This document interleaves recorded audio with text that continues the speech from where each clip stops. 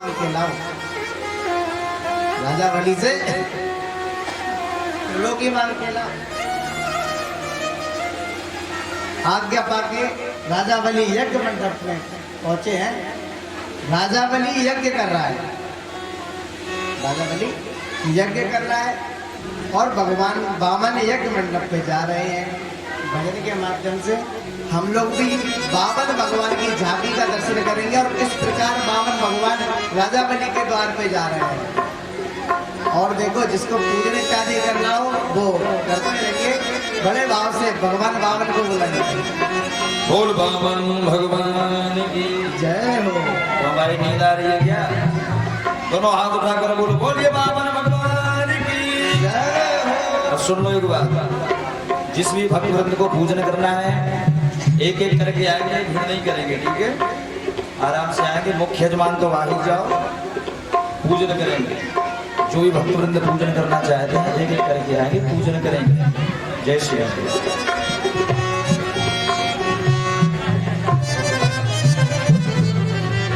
हरि वामन को भेष बनाओ, हरि वामन को भेष बनाओ, राजा बलि के द्वार आयो।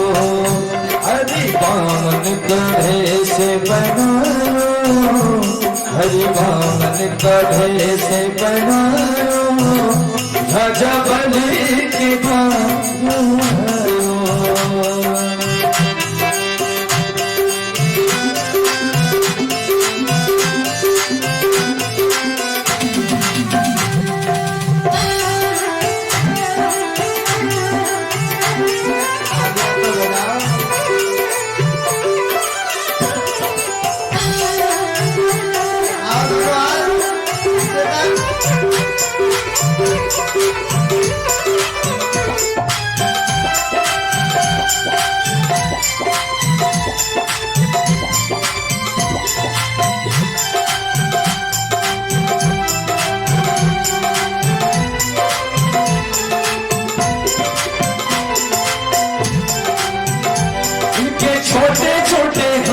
इनके छोटे छोटे पाँव, इनके छोटे छोटे हाथ, इनके छोटे छोटे पाँव, गलियों में शोर मचाया, गलियों में शोर मचाया, राजा बलि के द्वार।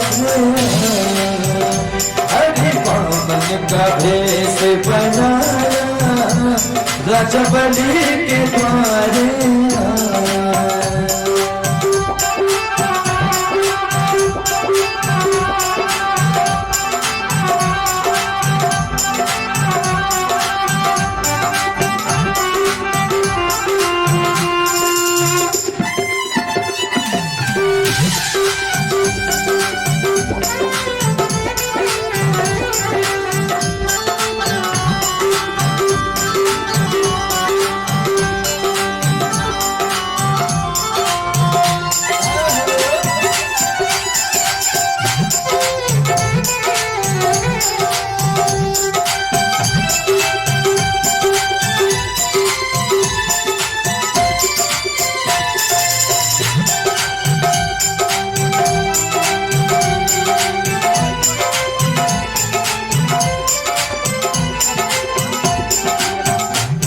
भाई आप लोगों को तालियां बजाने में शर्म आ रही है क्या? अरे नृत्य नहीं कर रहे हो, कम से कम तालियां तो बजा लो। आपके सामने वामन भगवान बैठे,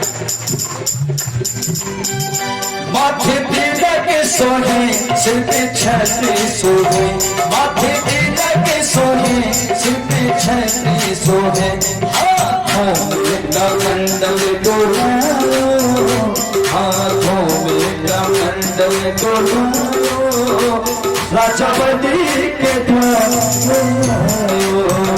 हरि वामन को भेष बनायो, राजा बलि के द्वार आयो।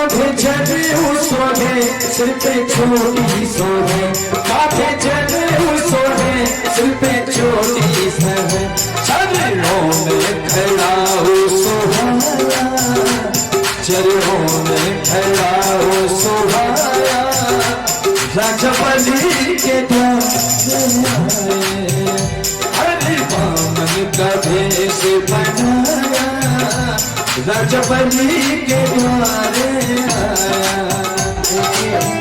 राजा बलि के द्वारे बावन आए और इस कथा में भी बावन आए हैं, लेकिन आप लोगों का फिर भी मुझे दुर्भाग्य नहीं लग रहा है। भगवान बावन आपकी जाति के माध्यम से आपके सामने बैठे हैं, आप हिल भी नहीं पा रहे। अरे कम से कम पास में आके कुछ दे या ना दे, लेकिन पास में आके दर्शन तो करें, चावल फूलों को अर्पित करें और ताली तो बजाई दे, इतना तो करी नहीं। जय हो।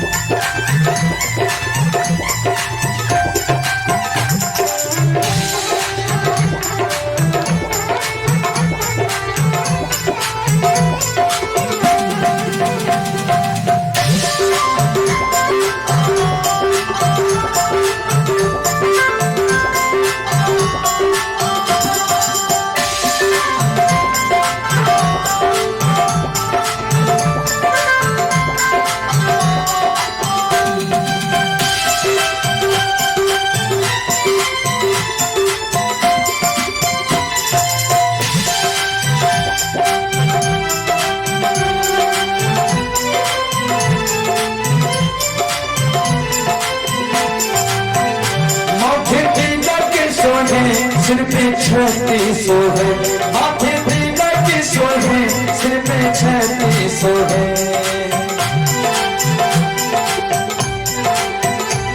माथे पे गज सोहे, सिर पे छत्ती सोहे, माथे पे गज सोहे, सिर पे छत्ती सोहे, हाथों में कमंडल दुलारा, हाथों में कमंडल दुलारा, राजबली के द्वारे आया, हरि बामन का भेष बनाया,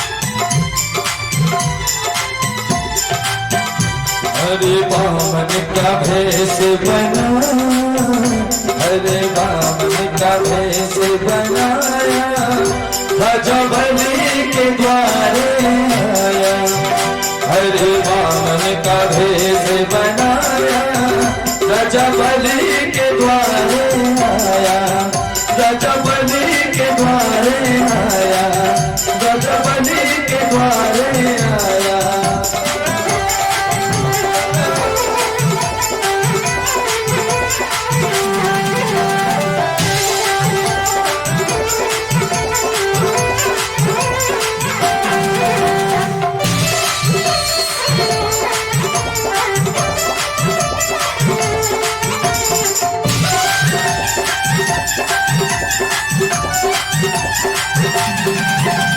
Thank you.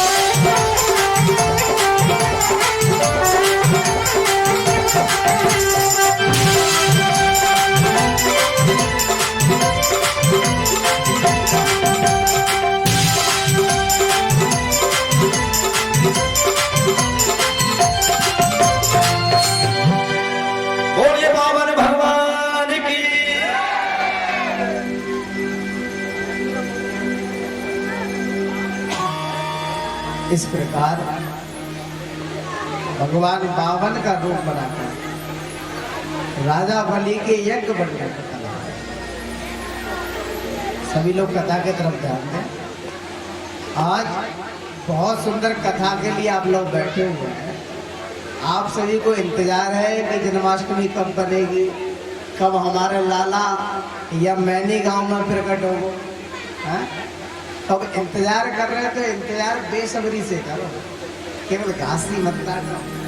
हाँ देखो, आनंद जब ही है जब इंतजार किया जाए, और जिस चीज का हम इंतजार करें और वो चीज जब हमें देर से मिलेगी तब उसका ज्यादा सुख प्राप्त होगा। और आप ऐसे ही घास सी काट दो और मैं भी अभी घास सी काट के आवाज जन्म कर दो, फिर क्या आनंद आएगा। इसीलिए बड़े भाव से आनंद के साथ करना पसंद करे। ध्यान मेरी तरफ ही रखे, प्रेम से कह दो। ध्यान अब भी नहीं है, मैं कह रहा हूँ प्रेम से कह दो। ध्यान दिया करो मैं क्या कह रहा हूँ। मैं क्या कह रहा था ये बता दो चलो कोई।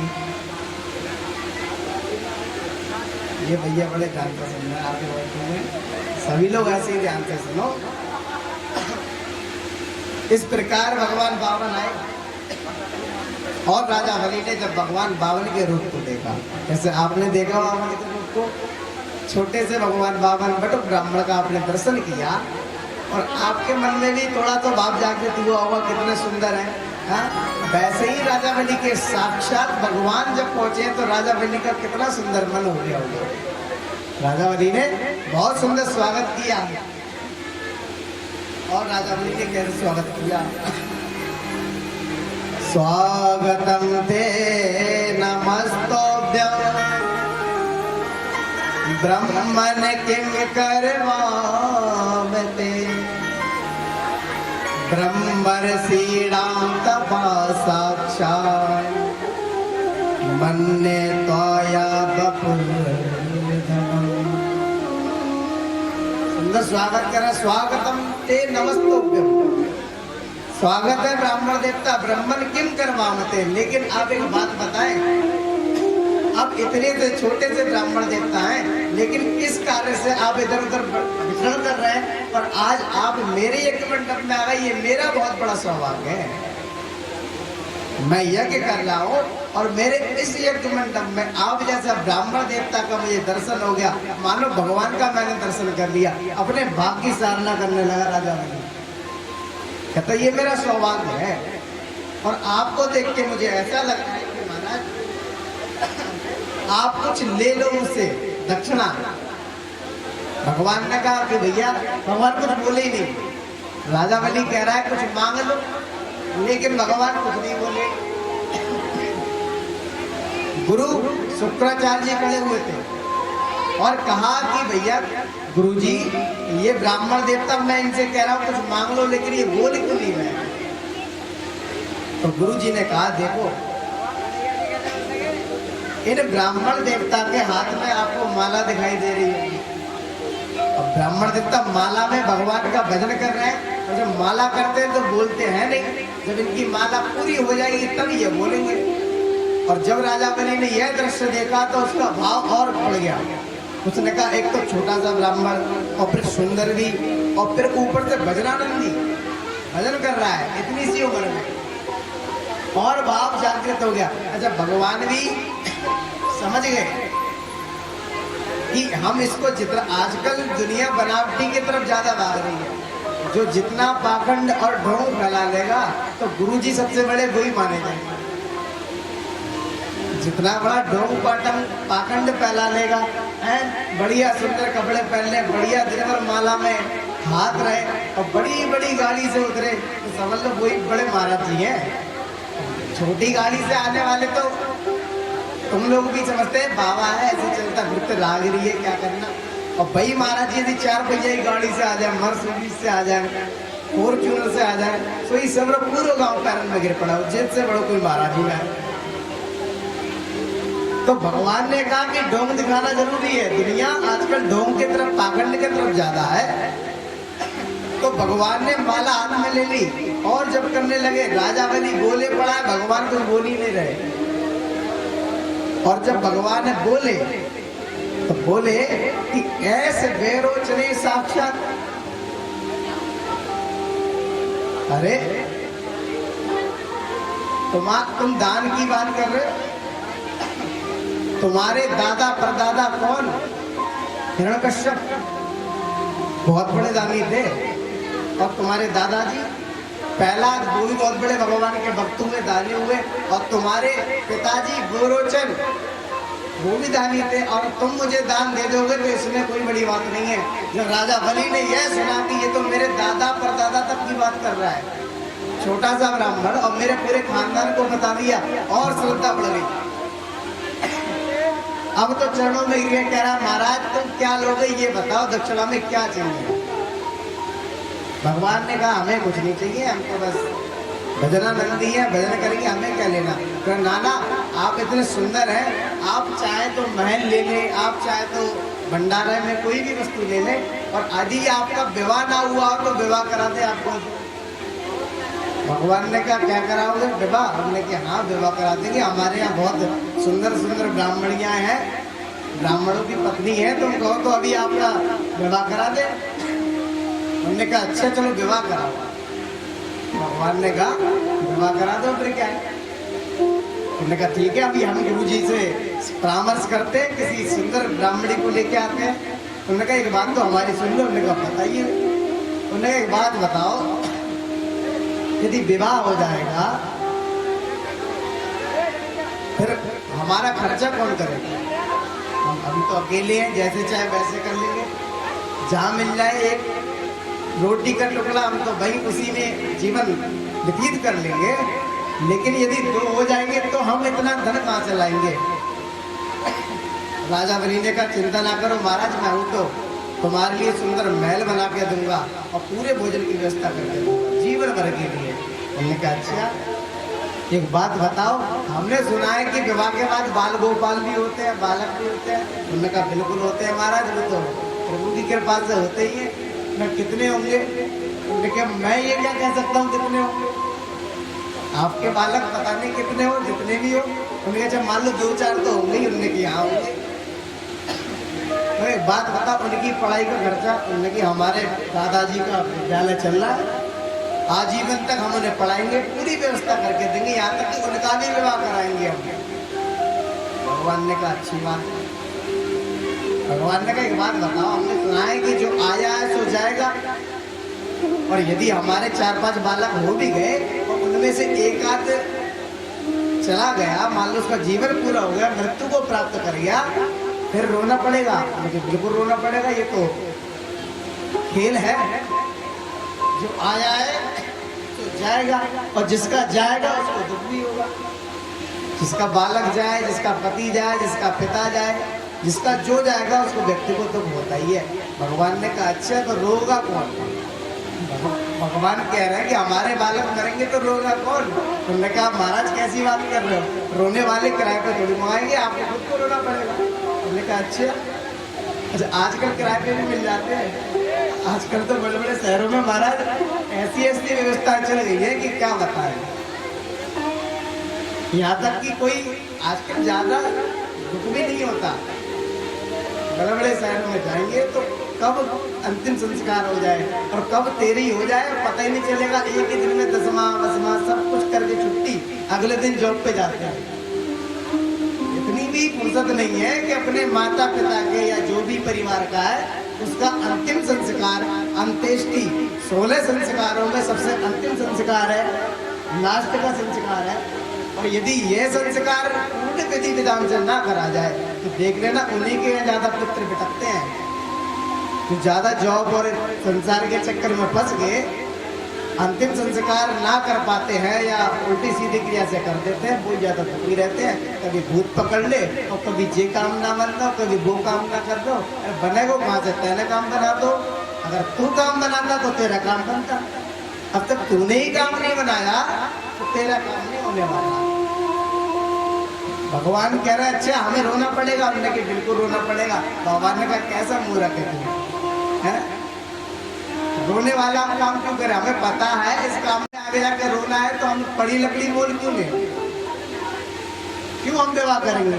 उन्होंने कहा ठीक है महाराज गवाह नहीं करना, कहा बिल्कुल नहीं करना, कुछ और ले लो। उन्होंने कहा हमें कुछ नहीं चाहिए, चल ठीक है तू ज्यादा जिद कर रहा है तो एक काम कर ले, पदानि त्रीणि दैत्रिन्दे सम्मतानि पदा,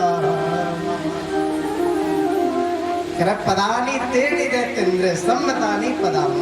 ठीक है तू ज्यादा दे, हम संतोषी ब्राह्मण है, छोटे ब्राह्मण है, हमें ज्यादा लालच नहीं है, लेकिन एक काम कर, तू ज्यादा आग्रह कर रहा है तो एक काम करते 3 पग भूमि नाप के दे दे। कितनी? 3 पग, और वो भी मेरे पैर से। राजा बलि ने कहा महाराज जय हो आपकी। अरे अपना नहीं मेरा तो ख्याल कर लेते, राजा बलि हूं मैं, त्रिलोकी का राजा हूं, और संसार वासियों को पता चलेगा कि राजा बलि ने 3 पग भूमि दान दी, वो भी नाप के दी, तो अपना नहीं मेरी तो इज्जत रख लो, पूरा संसार क्या कहेगा बताओ, राजा बलि ने 3 पग भूमि वो भी नाप के दान दी। नहीं महाराज कुछ और मांग लो।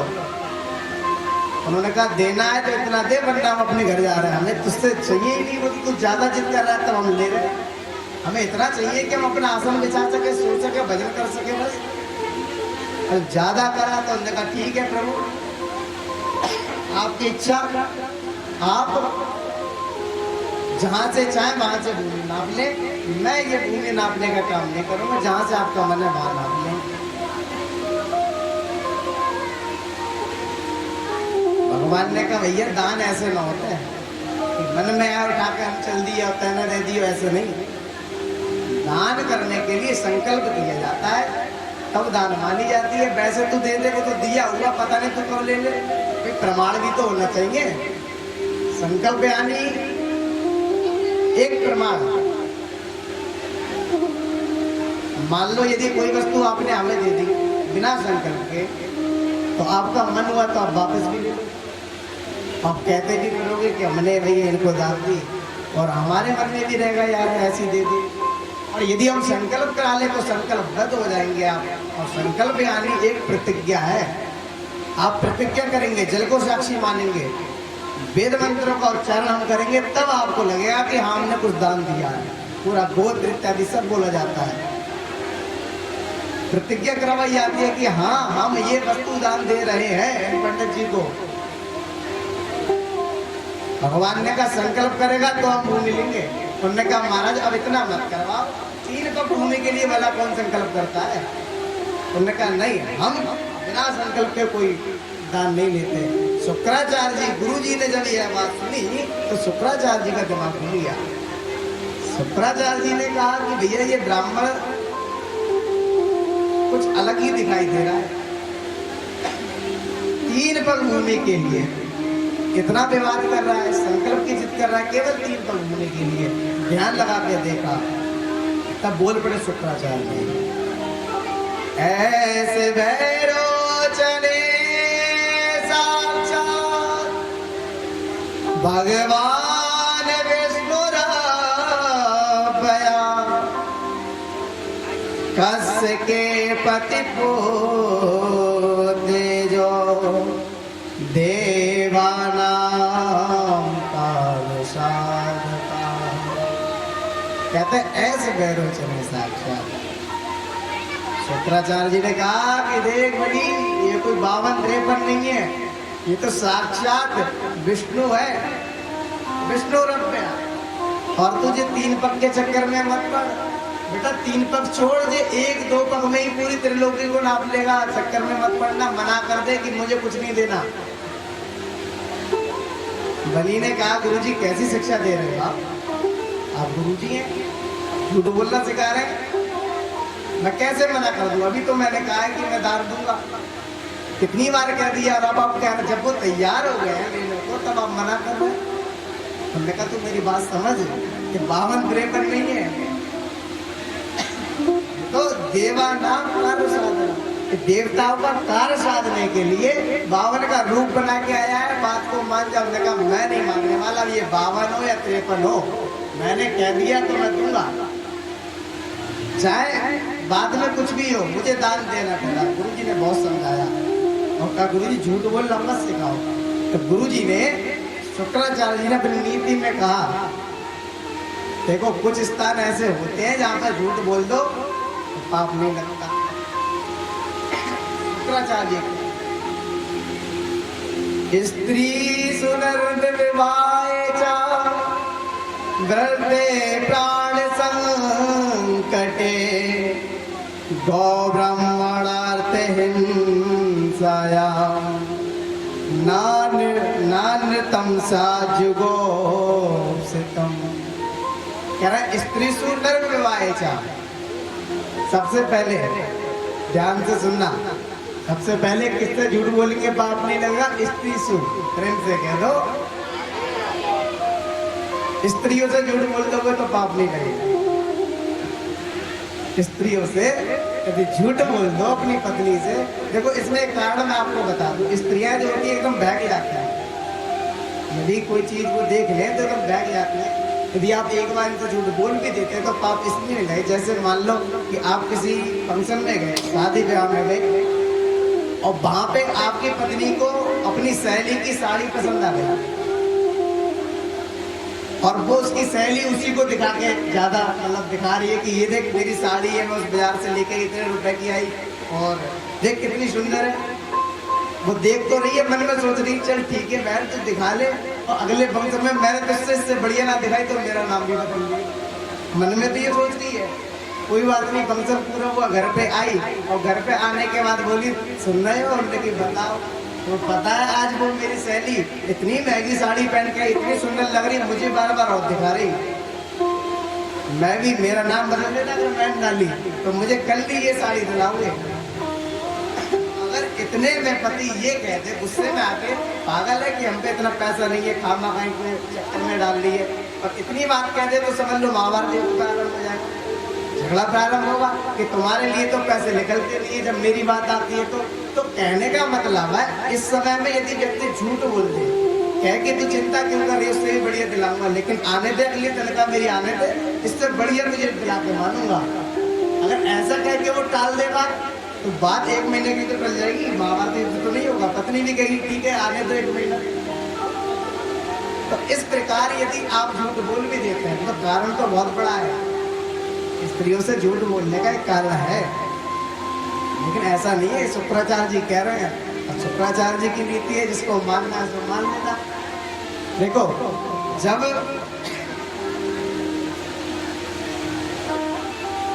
युधिष्ठिर जी महाराज महाभारत युद्ध पूरा हो गया था, उसके बाद वो पिंड दान कर रहे थे, सबके नाम का पिंड कर रहे थे, जल दे रहे थे, इत्यादि कर रहे थे। तो उस समय उनकी माता बोली कि बेटा एक कर्ण के नाम से भी तो पिंडदान कर देगा। उनने पूछा माँ कर्ण का क्यों करूंगा, कर्ण हमारा लगता कौन है? उनने फिर बताई कि बेटा देख कर्ण हम तुम्हारा ही भाई है, तुमसे बड़ा भाई है। कुंवारी अवस्था में इनके लिए वचन प्राप्त थे कि आप जिस देवता का आह्वान करेंगी उस देवता से आप पुत्र रत्न प्राप्त करेंगे। तो कह रही थी कि मैंने कुंवारी अवस्था में ही इनका वचन का प्रमाण करने के लिए, इनका आजमाने के लिए सूर्य नारायण को मैंने याद करा और सूर्य नारायण से मुझे कर्ण प्राप्त हो गया। लेकिन मैं कुंवारी अवस्था के कारण, संसार की लाज लज्जा के कारण मैंने इस बच्चे को मतलब नदी में बहा दिया, पाला नहीं, तो इसीलिए ये तुम्हारा बड़ा भाई है। युधिष्ठिर जी महाराज को ये बात लग गई। युधिष्ठिर जी महाराज ने कहा माँ तूने क्या करा, यदि तू ये बात हमें पहले बता देती तो आज हम 5 पांडव नहीं 6 पांडव होते, लेकिन तू अब बता रही है और हमारा भाई हमारे ही हाथों मर गया, अब बता रही है। तब युधिष्ठिर जी महाराज ने क्रोध में आके श्राप दे दिया कि आज से मैं श्राप देता हूँ, कोई भी स्त्री संसार की कोई भी स्त्री अपने हृदय में ज्यादा दिनों तक कोई एक बात छुपा के नहीं रह सकती। तो माताओं को श्राप लगा हुआ है युधिष्ठिर जी महाराज का। माता थोड़ी इनका जो हृदय है वो कोमल होता है, यदि कोई बात हो जाए और कोई प्यार से इनसे पूछ ले कि अरे माता जी आप बताइए क्या है ये और वो क्यों, तो माता जी भाव में बह जाती है, तुरंत बता देती है। ऐसे ही देखो एक बेचारा व्यक्ति था, उस व्यक्ति की जॉब काम करता था, वो नौकरी करता था, अब उसका अपमान हुआ, उसको नौकरी से बाहर निकाल दिया। उस पर कुछ चोरी का इल्जाम वहाँ पे लग गया था। बेचारा बड़ा परेशान था, टेंशन में था कि अब घर का खर्चा कैसे चलेगा। परेशान हो गया, परेशान होकर घर पे आया, पत्नी ने चाय पिलाई और कहा कि आप बहुत टेंशन में लग रहे हैं, बात क्या है। उन्होंने कहा कोई बात नहीं है। वो सोच रहा था क्या बताऊं, ये भी टेंशन लेगी, ये भी परेशान होगी, क्या बताऊं। जब कोई बात नहीं तो छोड़ रहे हैं, कोई बात नहीं। नहीं बताओ तो सही, मैं आपकी पत्नी हूँ, फिर आप समझते ही हैं मैं आपकी पत्नी हूँ, आपके संग साथ मेरे लिए अर्धांगिनी हूँ। सुख और दुख में साथ चलने का वचन मैंने लिया है और आज आपके पास सुख है तब भी मैं साथ हूँ और दुख है तो क्या मैं तुम्हारे साथ नहीं हूँ, बता दो। और ऐसी जब बातें कही तो पति पिघल गया कि ये मेरे सुख दुख की साथी है, इसे नहीं बताऊंगा तो किसे बताऊंगा। और कह दिया कि देखो आज ऑफिस में ऐसे ऐसे हो गया, मेरे ऊपर चोरी का इल्जाम लग गया और मुझे नौकरी से बाहर कर दिया है। लेकिन तू ये बात किसी को बताना मत, अगर तू ये बात किसी को बताएगी तो देख मतलब पूरे मोहल्ले में पूरे गांव में बात फैल जाएगी, इसके पति पर चोरी का इल्जाम लगा और ये नौकरी से बाहर कर दिया गया। उसने 2-3 दिन बीत गए, किसी को ना बताया। लेकिन उसके गांव में एक भगवान शंकर का जैसे ये मंदिर है वैसे ही वह मंदिर था। वो रोज जल चढ़ाने जाती थी, उसकी जो भी सहेलियां थी वो भी साथ में आती थी। अब सब जल एक संग चढ़ाए, लेकिन उसकी जो अन्य सहेलियां थी, एक बहुत प्रिय उसकी सहेली थी। उसने जब उसके मुखमंडल को देखा, पूछने लगी तुझे 2-3 दिन से मैं देख रही हूँ, तू बात क्या है, तू परेशान क्यों है। उसने कही नहीं बहन कोई बात नहीं है, ऐसे बस उन्हें भी बता दे क्या बात है। अरे मुझे नहीं बताएगी, अब देखो यहाँ पे कोई बात आ गई, मुझे नहीं बताएगी। मैं तेरी बचपन की सहेली हूँ, तेरे साथ मैं खेली हूँ कूदी हूँ। और देख सबसे बड़ी बात यह, जिस गांव में तेरा विवाह हुआ उस गांव में मेरा विवाह हुआ। तेरा मेरा साथ तो भगवान ने ऊपर से लिख के भेजा है और तू मुझे नहीं बताएगी। उन्होंने कही बहन तू कह रही है तो बता देती हूँ, लेकिन इससे गुजारिश है कि तू किसी और को मत बताना। उसने कही चल बहन कैसी बात कर रही है, बिल्कुल नहीं बताऊंगी, तेरी कसम मैं किसी को ना बताऊंगी। देखो कसम भी खा रही है तो किसकी खा रही है, तेरी, अपनी ना खा रही। अपनी खा लेगी तो जब भी कोई बात कहता है व्यक्ति तो दूसरे की कसम खाता है, अपनी नहीं खाता। कहती तेरी कसम बहन मैं किसी को ना बताऊंगी। उसने पूरी बात बता दी, बहन तुझे पूरा विश्वास करती हूँ मैं और मैं बता रही हूँ, देख मेरे पति की ऐसे ऐसे नौकरी चलेगी, चोरी का इल्जाम लगा, पर तुझसे निवेदन है किसी और को मत बताना। उसने की बहन कैसी बात कर रही है, तेरी घर की बात मेरे घर की बात किसी को ना बताऊंगा। ठीक है कोई बात नहीं। अब उसने पता तो कर ली, लेकिन उसने भी किसी को नहीं बताया। लेकिन दिक्कत क्या हो गई, उसकी सहेली मिल गई। दिक्कत यहाँ पे आ गई, अब मिल गई उसकी सहेली। अब उसने कही बहन तुझे पता है वो बहुत टेंशन में रहती है। कौन? अरे वो तेरी सहेली। अच्छा हाँ वो पता नहीं, उसका पति भी पता नहीं बहुत दिनों से घर पे है और वो भी बहुत उदास रहती है। बात क्या, तुझे तो जरूर पता होगी, तो उसकी सहेली है। सही नहीं मुझे नहीं पता। अरे बहन बता तो सही, मुझे नहीं बताएगी, मैं तेरी सहेली हूँ, बात वही आ गई। उसने कही चल ठीक है मैं बता देती हूँ, लेकिन तुझे किसी और को मत बताना। उसने कही बहन तेरी कसम मैं किसी को ना बताऊंगा। उसने भी ये कसम खा ली। उसने कही चलो ठीक है बहन मैं बता देती हूँ, उसके पति के संग ऐसा ऐसा हो गया, आपको बेचारा नौकरी से बर्खास्त कर दिया गया है। अब भैया बात यहाँ तक आ गई, किसी को ना बताऊंगी, तू भी किसी को मत बताइए। बात यहाँ तक फैल गई कि पूरे गांव को पता चल गई और बात उड़ते उड़ते उड़ते उड़ते सीधे पति के कान में आ गई कि भैया तुम्हारी नौकरी छूट गई है कहा तुरंत से कह तो मेरे प्यारे, इसीलिए शुक्राचार्य जी कह रहे हैं स्त्री सु, सबसे पहले स्त्रियों को ही निशाना लगाना कि स्त्रियों से आप झूठ बोल सकते हैं, लेकिन इतना बड़ा भी झूठ नहीं। अब बताया, कारण बता दिया मैंने। युधिष्ठिर जी महाराज का श्राप है, इनका हृदय बहुत कोमल होता है और ये किसी भी बात को अगर कोई व्यक्ति पूछ ले तो भाव में बैठ के बता देती है। तो इसीलिए इन्हें कोई गहराई की बात ना बताएं। नर्म विवाह चाह, दूसरी जगह नर्म विवाह चाह, किसी कन्या का विवाह यदि हमारे झूठ बोलने से हो रहा है या किसी के बेटे का विवाह हमारे झूठ बोलने से हो रहा है तो ऐसी जगह झूठ बोल देना चाहिए। अब कोई पूछे आपसे कि भैया हम उसकी लड़की देख के आए, कैसी है, तुम उसके घर के पास रहते हो, तुम कह दो अरे ना भैया वो तो बहुत पढ़ी लिखी है और बहुत समझदार है, पूरे घर का काम काज कर लेती है और बहुत बढ़िया है, इससे बढ़िया तुम्हें पूरे गांव में ना मिलेगी, पूरे शहर में ना मिलेगी, सबसे अच्छी बढ़िया लड़की है, इससे विवाह करा लो। चाहे वो लड़की बाद में कैसी भी निकले, लेकिन यदि उस समय यदि वो उस बेटी का पढ़ाई करके विवाह करा देता है तो ये झूठ मान्य नहीं होता। क्यों? क्योंकि यहाँ पे दो बार एक हो रहा है झूठ बोलने से। व्रते प्राण संकटे, यदि किसी व्यक्ति का धन नष्ट हो रहा हो और यदि हमारे झूठ बोलने से बच रहा हो तो वहां पे झूठ बोल देना चाहिए, किसी के प्राण बच रहे हो।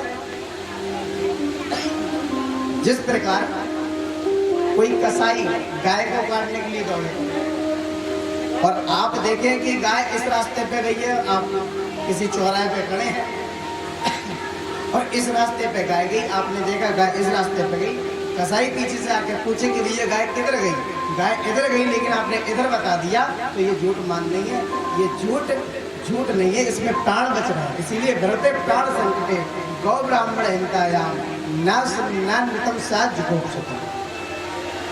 गाय की रक्षा के लिए, ब्राह्मण की रक्षा के लिए, स्वयं के प्राण की रक्षा के लिए 8 स्थान ऐसे बताए कि जहां पर अगर आप झूठ बोल दें तो वो झूठ मान्य नहीं होते। शुक्राचार्य जी ने कहा बेटा तुझे झूठ बोलना पड़ेगा, यदि तूने झूठ नहीं बोला तो ये तेरा सर्वस्व चला जाएगा, तो त्रिलोकी का राजा बना हुआ है तो सब छिन जाएगा, इसलिए झूठ बोलने में फायदा है। बलि ने मना कर दिया, गुरुजी चाहे कुछ भी हो अब मैं संकल्प करके जमीन दान दूंगा। नहीं मानेगा, नहीं मानूंगा। अरे आप विचार तो करो, यदि आप कह रहे हैं ये परमात्मा है, परमपिता जगदीश्वर है, यदि ये वास्तव में जगदीश्वर निकले तो पूरे शहर, पूरे गांव, पूरे इतिहास में नाम हो जाएगा कि स्वयं जगदीश जो जगत का ईश है वो जगदीश राजा बलि के यहाँ भिक्षा लेने के लिए गया था। मेरे तो दोनों हाथों में लड्डू है, यदि ये बाबा नहीं निकला तो 3 पग से ज्यादा नहीं लेगा, भगवान नहीं निकला तो 3 पग से ज्यादा नहीं लेगा, यदि भगवान निकला तो मेरा सर्वस्व नाम होगा कि राजा बलि के यहाँ भगवान स्वयं बावन का रूप बन के भिक्षा लेने के लिए गए। राजा बलि ने भगवान को भिक्षा दी कि जगतपति के लिए पूरा संसार हाथ पसारता है, वो जगतपति राजा बलि के हाथ पसारने गया। ठीक है, संकल्प शुरू हुआ, कमंडल में से जल जैसे ही राजा बलि के हाथ में देने का प्रयास किया। अब गुरुजी ने सोचा कि भैया चिलवा को लेटा चेला हमारा ऐसे आसानी से तो लुटने नहीं दूंगा। अब गुरुजी के मन में भाव था कि मैं नहीं लुटने दूंगा। गुरुजी बचाने के लिए उससे कमंडल की नली में जाके बैठ गए। गुरुजी उस कमंडल की नली में जाके बैठ गए और जैसे ही जल कर निकालने का प्रयास किया, जल निकले नहीं। गुरुजी बैठे थे, भगवान समझ गए। भगवान ने एक उषा के आसन से कुशा निकाली और कहा राजा बलि हमारे कमंडल में जंग आ गई है, जरा हम इस जंग को साफ कर दे। और जैसे ही जंग के नाम से जैसे ही कमंडल की नली में कुशा करी और जैसे ही कुशा अंदर करी और गुरुजी की एक आंख फूट गई। इसीलिए कहते हैं कोई दे रहा हो कोई ले रहा हो, बीच में टांग मत अड़ा। किसी के देने और लेने में टांग लड़ा हुए तो कहते हैं कि भैया कोई दे रहा था कोई ले रहा था, हमने अपनी खामाखाई बनवा ली। गुरुजी बाहर निकले और गुरुजी ने श्राप दे दिया, राजा बलि तूने मेरी नहीं मानी, जा तेरा सर्वस्व चला जाए। गुरुजी भी श्राप दे के चले गए। भगवान ने जैसे ही अपना संकल्प पूरा किया, भगवान ने कहा बेटा संकल्प तो पूरा हो गया, प्रणाम नहीं करेगा। और जैसे ही राजा बलि ने प्रणाम करने के लिए सर झुकाया, भगवान ने अपना विराट रूप धारण कर लिया। बोल विराट पुरुष भगवान की। भगवान ने विराट रूप धारण किया, इतना बड़ा विशाल रूप था कि महाराज राजा बलि जब प्रणाम करने के लिए झुका था तो ऐसे देख रहा था भगवान को। भगवान छोटे थे और जब प्रणाम करके उठा तो ऐसे देखने लग गया, लेकिन मुख दिखाई नहीं दे, पैरों के अंगूठे और उंगलियों में रह गया राजा बलि। इतना विराट पुरुष रूप भगवान ने धारण किया और एक पैर में ऊपर के लोगों को नापा, भूर भुवा स्वा जना महा तपा सत्य, इस 7 लोगों को नापा। और दूसरे चरण में नीचे के लोगों को नापा, अतल बितल रसातल महातल पाताल, इन 7 लोगों को नाप लिया। केवल 2 चरणों में तीनों लोगों को नाप लिया। और भगवान ने कहा राजा बलि अब बता तीसरा पैर कहाँ रखो। राजा बलि ने कहा प्रभु तीसरा पैर। उन्होंने कहा यदि तूने संकल्प पूरा नहीं किया तो नरक जाएगा, संकल्प तो पूरा करना पड़ेगा। उन्होंने कहा प्रभु एक बात बताओ, धन बड़ा होता है या दान देने वाला बड़ा होता है? उन्होंने कहा निश्चित है दान देने वाला बड़ा है। उन्होंने कहा तो अब तक आपने मेरी संपत्ति को नापा है, संपत्ति को नापा है, अब ये अपना चरण मेरे सिर पे रख दो, अब मुझे भी नाप दो। और भगवान ने जब ये सुना तो भगवान की आंखों से आंसू आ गए। भगवान ने कहा मैं तो राजा बलि को चलने आया था और राजा बलि ने मुझे ही चल लिया है? भगवान ने कहा राजा बलि तुम हमसे कुछ मांगो। राजा बलि ने कहा प्रभु आपके लिए पेड़ अनोखे हैं, अभी तो भिखारी बन के मुझसे मांग रहे थे, अब मुझे भिखारी करके मुझे दे रहे हो है? मुझे कुछ नहीं चाहिए। मैंने कहा नहीं राजा बलि मुझे बहुत प्रसन्न है, कुछ तो मांग लो। कुछ नहीं मांगा, तब भी भगवान ने सुतल लोक का राजा बनाया कि जा तुम सुतल लोक के राजा बनोगे। उन्होंने कहा प्रभु आपने भले ही राजा बना दिया लेकिन एक मेरी निवेदन है। उन्होंने कहा क्या? कि जब भी मैं अपने गेट से बाहर निकलूं अंदर आऊं तो मुझे आपका दर्शन चाहिए गेट पर, दरवाजे पर। भगवान ने कहा अच्छा भाई तुम दरवाजे से निकलोगे जाओगे और हम बाहर खड़े रहेंगे, यानी हमें चौकीदार बनाना चाहते हो? उन्होंने कहा प्रभु आप कुछ भी समझ लो, बस मुझे आपके द्वार पे दर्शन चाहिए। भगवान ने कहा ऐसा ही होगा। और यहाँ पर उसकी पत्नी भी आई, पूजन किया, उसकी बेटी भी आई और स्वयं भगवान प्रहलाद भक्त प्रहलाद ऊपर से आए, बहुत सुंदर दर्शन किया है। ऐसी मनोहर झांकी को सुंदर झांकी का दर्शन किया भगवान ने। देखो इसीलिए कहते हैं राजा बलि ने सर्वस्व दान दे दिया, सर्वस्व सर्वस्व यानी स्वयं को भी दान दे दिया। धन दिया सो दिया, स्वयं को दान दे दिया। और इसी के साथ हम भागवत जी के अष्टम स्कंद को प्रणाम करते हैं, नवम स्कंद में प्रवेश करते हैं। देखिए समय भी होने वाला ही है, कितना समय होगा? 11:30। तो अभी आधे घंटे में हम जन्म की ओर ही चलते हैं। भजन कहें तो गाए, ना तो कतई करें, अगर नींद आ रही है तो भजन गा लेते हैं। हाँ? एक भजन गाते हैं फिर उसके बाद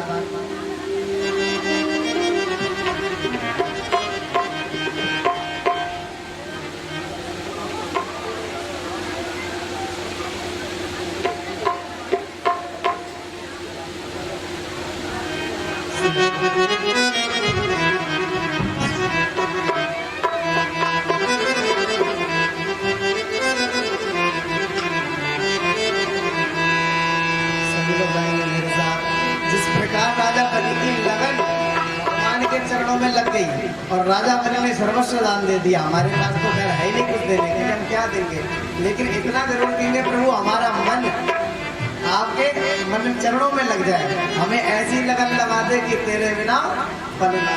बड़े भाव से गाएंगे ओ मुझे ऐसी लगन तू लगा दे। सभी लोग हाथों को ऊपर करते हुए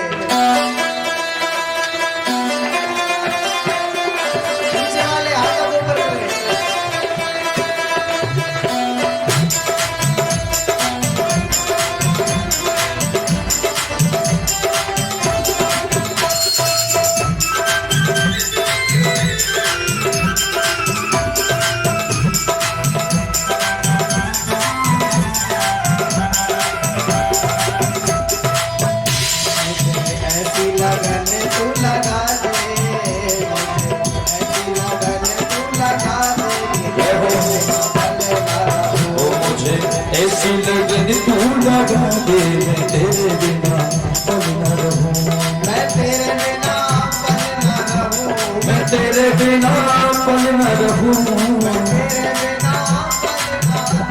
मैं तेरे बिना पल न रहूं, मैं तेरे बिना पल न रहूं।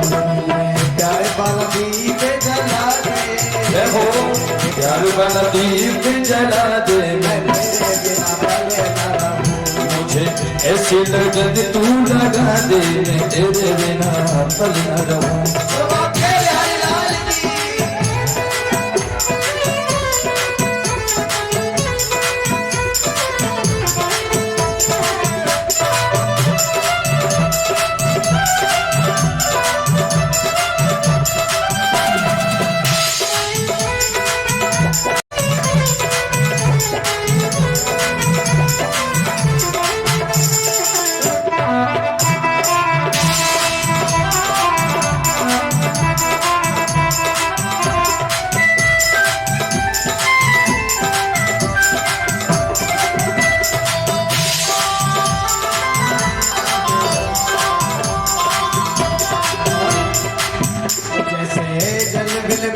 मछली पल ना रहे, जैसे जल बिन मछली पल ना रहे, जैसे जल बिन मछली पल ना रहे, जैसे जल बिन मछली पल ना रहे, ऐसे तड़पू में घड़ी घड़ी तेरे लिए, ओ ऐसे तड़पू में घड़ी घड़ी तेरे लिए, आप ऐसे तड़पू में घड़ी घड़ी तेरे लिए, ओ ऐसे तड़पू में घड़ी घड़ी तेरे लिए।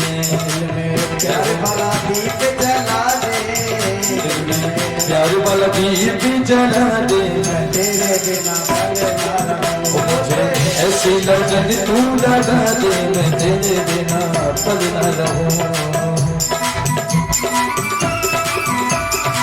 ये लगा अरे नींद लग जाएगी, उठा लो हाथ।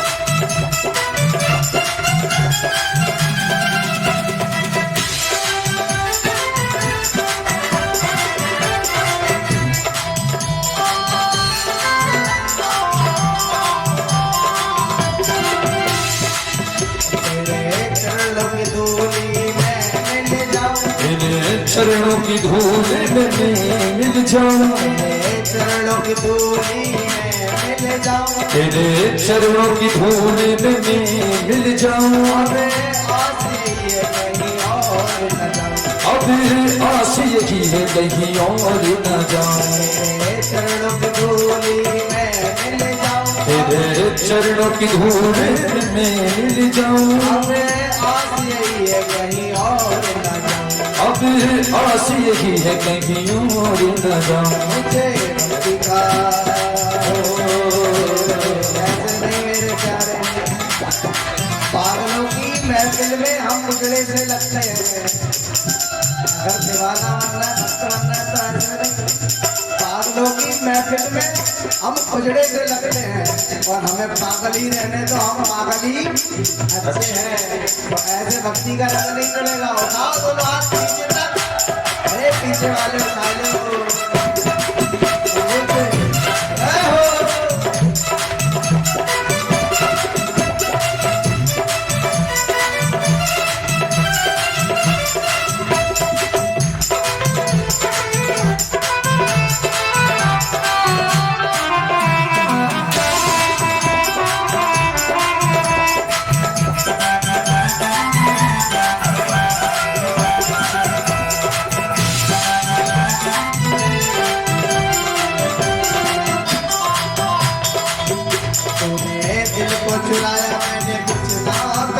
तूने दिल को चुराया मैंने कुछ ना कहा,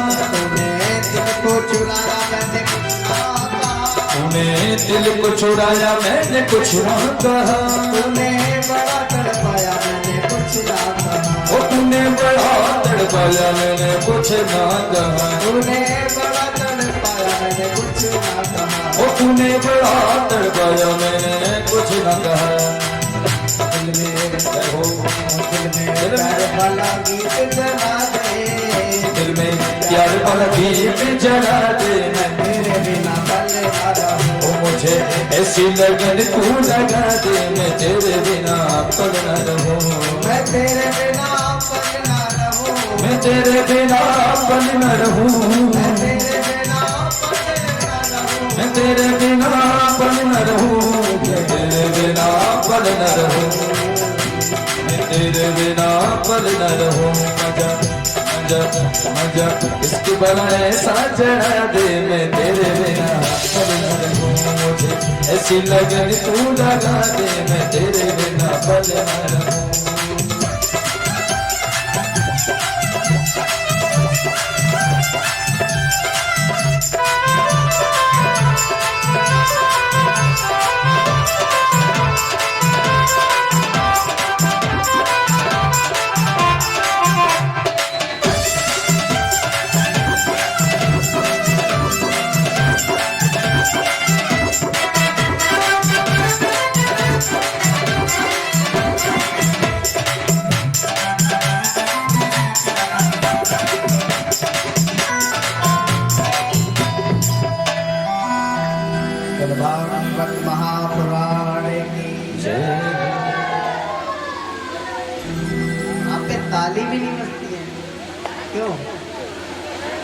कैसे थक गए हो? का नींद आ रही है? ये व्रत है आज। अच्छा व्रत है आप लोग, कोई बात नहीं, कल बजा लेना। ताली वो नहीं बजाते जिन्हें कोई गम होता है, मेरी बात जरूर याद रखना। ताली वो नहीं बजाते जिन्हें कोई गम होता है, और ताली तो वो बजाते हैं जिनके हाथों में दम होता है। तो लग रहा है शायद आप थकी गए, कोई बात नहीं, प्रेम से कह दो। भोजन के मूड में है ये सब, कब 12 बजे कब भोजन में। देखिए कथा में प्रवेश, शांति बना रखें। अब हम नवम स्कंद में प्रवेश करते हैं। देखिए नवम स्कंद में 24 अध्याय हैं। कितने? 24। 12 अध्यायों में भगवान सूर्य वंश का वर्णन किया गया है, भगवान राम जी के वंश का वर्णन किया गया है। और 12 जो अध्याय आगे के, उनमें चंद्र वंश यानी भगवान कृष्ण के वंश का वर्णन किया गया है। देखो कृष्ण कथा से पहले राम कथा गाई गई, लेकिन विस्तार से नहीं गाई है, कुछ संकेत मात्र कथा गाई है। क्यों? कृष्ण कथा बड़ी अनोखी है, अटपटी है, समझने का कुछ ढंग बदल जाता है लोगों का, लेकिन वो ढंग ना बदले इसलिए राम कथा पहले सुना दी गई। क्यों? क्योंकि मर्यादा का चश्मा तुम्हारी नजरों में लग जाए, पहले तुम्हें पता चले कि ये वही कृष्ण है जो राम बने थे, मर्यादा पुरुषोत्तम बनकर आए थे। कृष्ण तो अब बने, लेकिन पहले मर्यादा पुरुषोत्तम है। आप कोई भी लीला देखें तो मर्यादा का जरूर ध्यान रखें कि भगवान राम कृष्ण बन के आ भी गए, तो ऐसा हमारा भाव है, ऐसा नहीं हो सकता, इसीलिए राम कथा कहानी है। बस तो अंतर दोनों में कुछ नहीं है। राम कृष्ण दो एक है, अंतर नहीं में, इनके नयन गंभीर हैं, उनके चपले विशेष। अंतर इतना ही है। राम मर्यादा पुरुषोत्तम है, कृष्ण लीला पुरुषोत्तम है। इसीलिए कहते हैं, देखो राम जी ने पहले दिन ही मैंने कहा था कि राम कथा जीवन जीना सिखाती है, इसीलिए रामायण का पाठ करना चाहिए। देखो एक व्यक्ति था,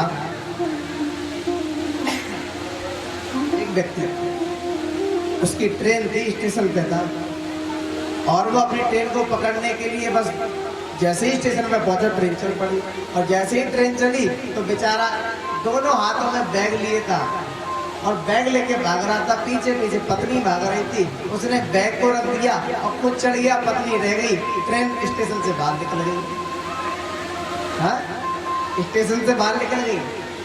एक वहां पे बुजुर्ग व्यक्ति ट्रेन में था, अब वहां चिल्लाने लगा, कहने लगा, अरे कोई चैन खींचो, मेरी पत्नी छूट गई। बाबा ने कहा, बेटा यदि तुमने राम कथा पढ़ी होती, रामचरितमानस पढ़ी होती, तो आज तेरी पत्नी ना छूटती। उसने कहा, कैसे बाबा? उन्होंने कहा, देख, सिया चढ़ाए चढ़े दो भाई, केवट से मांगी नाव ना केवट आना। तो सबसे पहले किसी को चढ़ाया? सीता जी को चढ़ाया। यदि तुमने राम कथा पढ़ी होती, रामचरितमानस की आदि की चौपाई पढ़नी होती यार, तो पहले सामान नहीं चढ़ाता, पहले पत्नी को चढ़ाता। प्रेम से कह दो। इसीलिए रामचरितमानस का एक एक चौपाई, एक एक शब्द बड़े जीवन में उतारने के योग है। हम राम कथा में प्रवेश करें, सभी लोग जा भी रहे, बैठ जाओ भैया, कुछ देर की बात है। अरे इतनी देर बैठी, थोड़ी देर और सही। अभी भगवान कृष्ण का जन्मोत्सव बनेगा, बधाई लुटेगी, आनंद होगा, टॉफी और जो भी सामान लाए सब लूटना, आनंद करना, फिर चली जाना। सोना ही तो है घर जाके। 1 घंटा और सही, 1 घंटा ना लेंगे क्या, आधा घंटा और सही, थोड़ी सी नींद कम लेंगे। प्रेम से कह दो राधे। तो राम कथा में सबसे पहले राम जी के वंश का वर्णन किया गया। देखिए, नारायण के पुत्र हुए ब्रह्मा, ब्रह्मा के पुत्र हुए मारीची, मारीची हुए कश्यप, और कश्यप के हुए सूर्य। इनका नाम विवस्वान है, और इन्हीं से सूर्य वंश की इन्हीं के नाम से सूर्यवंश रखा गया और इन्हीं के वंश में वैवस्वत मनु हुए। इनके पुत्र हुए प्रद्युम्न। प्रद्युम्न एक ऐसी जगह पे चले गए जहां पर जिस स्थान पे जाने से पुरुष स्त्री बन जाता है, और ऐसे स्थान पर प्रद्युम्न चले गए तो वहां पे क्या हुआ, वो गए तो पुरुष बन के थे लेकिन बन स्त्री गए। इन्हीं के वंश में आगे जाके सरियाती हुए। सरियाती की एक कन्या हुई जिसका नाम है सुकन्या। सुकन्या का विवाह एक च्यवन ऋषि के साथ हुआ। ये सुकन्या बनने गई थी। बनने गई तो इसने सोचा कि एक साधु संत महात्मा तप कर रहे थे, उनका पूरा शरीर में दीमक लग गई थी, केवल उनकी आंखें चमक रही थी मोती जैसी। इस सुकन्या ने सोचा कि ये कोई मोती होगा, आंखों को मोती समझा और तीर लिया और आग में लगा दिया। और जैसे ही लगाया मारा, दोनों आंखें फूट गई। और जैसे ही फूटी आंखें तो संत की समाधि खुली। संत को क्रोध आया और इनके जो पिताजी सरियाती थे वो आए और उन्होंने कहा कि महाराज माफ करें, बेटी है, गलती हो गई। उन्होंने कहा आपकी बेटी से तो गलती हो गई, लेकिन मेरे जीवन का क्या होगा। उन्होंने कहा फिर क्या करना है। उन्होंने कहा एक काम करता हूँ। सरियाती ने कहा ठीक है, आप वैसे ही मुझे इसका व्यवहार करना है। इसने गलती की है तो लो मैं आपको इसके साथ बांध देता हूँ। च्यवन ऋषि के साथ सुकन्या का विवाह हो गया और सुकन्या ने अंधे पति की खूब सेवा करी। अंधे पति की खूब सेवा की, वृद्ध पति की खूब सेवा की। और इतने प्रसन्न हुए च्यवन ऋषि। च्यवन ऋषि ने कहा कि बेटी तू कुछ वरदान मांग ले।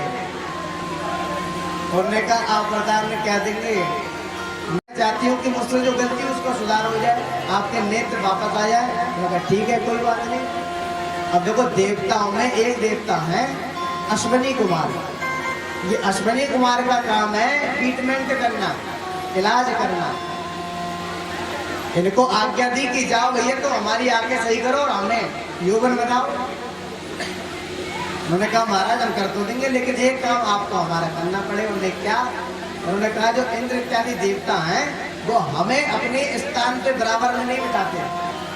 यदि आप हमें बराबर का अधिकार प्राप्त करा दे तो हम आपको सही कर दें। च्यवन ऋषि ने कहा तो अपना काम करो, अपना काम करते हैं। च्यवन ऋषि ने एक निमंत्रण दिया, इसमें देवताओं को बुलाया, अश्विनी कुमारों को बुलाया, बराबर में बिठा दिया। इंद्र को गुस्सा आई। इंद्र ने कहा चलो भागो यहाँ से, हमारे बगल में बैठे। उन्होंने कहा महाराज, जैसे ही इंद्र ने हाथ उठाया मारने के लिए, च्यवन ऋषि ने उनके हाथों को जाम कर दिया। मंत्र शक्ति से इंद्र का हाथ वैसा का वैसा धरा रह गया। इंद्र ने बहुत प्रयास किया, तब इंद्र को माफी मांगनी पड़ी और कहा ठीक है महाराज, आप जो कहेंगे वो होगा। उन्होंने कहा बराबर का अधिकार प्राप्त कराओ। तब जाकर च्यवन ऋषि को पुनः नवयौवन संपन्न पुनः वो हुए और अपने जीवन को व्यतीत किया है। इन्हीं के वंश में आगे जाके नवक हुए, नवक के नाभाग हुए हैं, नाभाग के अम्बरीश हुए हैं। अम्बरीश जी की बहुत सुंदर कथा आती है। अम्बरीश है महाभागा। अम्बरीश जी एकादशी का व्रत किया करते हैं, कथा आपने सुनी होगी। एक बार एकादशी का पारायण करने के लिए द्वादशी में तैयार हुए, उस समय दुर्वासा ऋषि आए।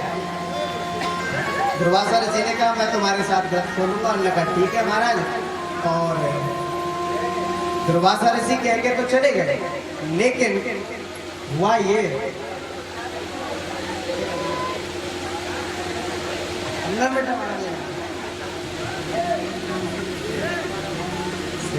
तो ठीक है, जल्दी जल्दी हम कृष्ण जन्म की तरफ चलते हैं।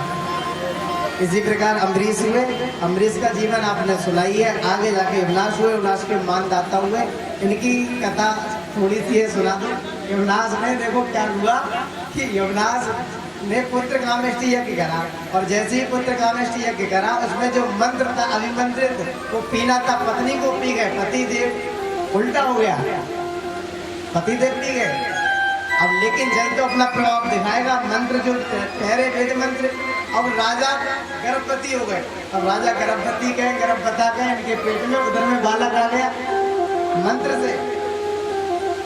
अब तो जब ये बात इंद्र ने देखी ऊपर से, कहा कि ऐसा भी हो जाता है। इंद्र ने जब ये देखा तो इंद्र स्वयं धरती पे निकल के आए, नीचे आए और संतों ने उनका आजकल जो कहते हैं बड़ा ऑपरेशन, ये पहले ही हो चुका है। हमारे संतों ने पेट चीर के उस बच्चे को जन्म दिया। अब बात आई दूध कौन पिलाएगा, तो इंद्र स्वयं चल के आए नीचे और इंद्र ने अपनी तर्जनी उंगली, सबसे छोटी उंगली का पान कराया। क्यों? क्योंकि उनके उंगली में अमृत का पान कराया, इसलिए उनका नाम पड़ गया मानदाता। और आगे त्रिवंत हुए, त्रिशंकु हुए, हरिश्चंद्र को आप जानते हैं। बाहुक हुए, बाहुक के सगर हुए, सगर के 60,000 पुत्र हुए। उनकी मुक्ति के लिए गंगा जी का पदार्पण हुआ और गंगा जी एक से नहीं 3 पीढ़ियां बीत गई, तब जाके भागीरथ से गंगा आई। और गंगा मैया की, गंगा मैया का पदार्पण हुआ है। और उसके बाद खड़वांग दीर्घबाहुषा रघु, इस प्रकार खड़वांग के दीर्घबाहु अज हुए, अज के महाराज दशरथ हुए और दशरथ के महाराज के मन में गिलानी हुई कि मेरे यहाँ कोई संतान नहीं है। एक बारे भूपति मन माही, एक बार भूपति मन माही,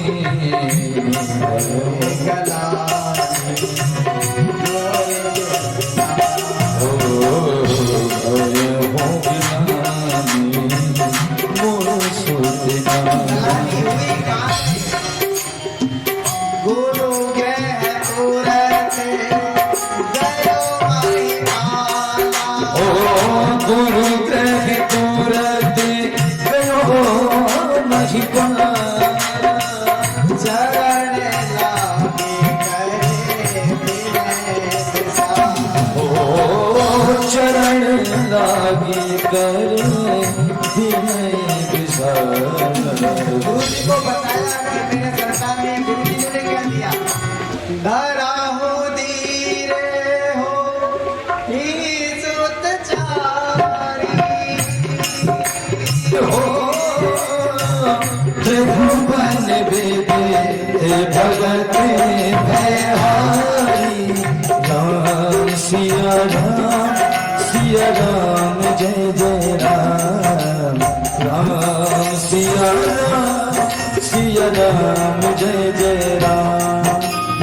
आग धीरज रखो 4 सूत्रों में, और 4 सूत्र के लिए पुत्र का में तिलक करना पड़ेगा।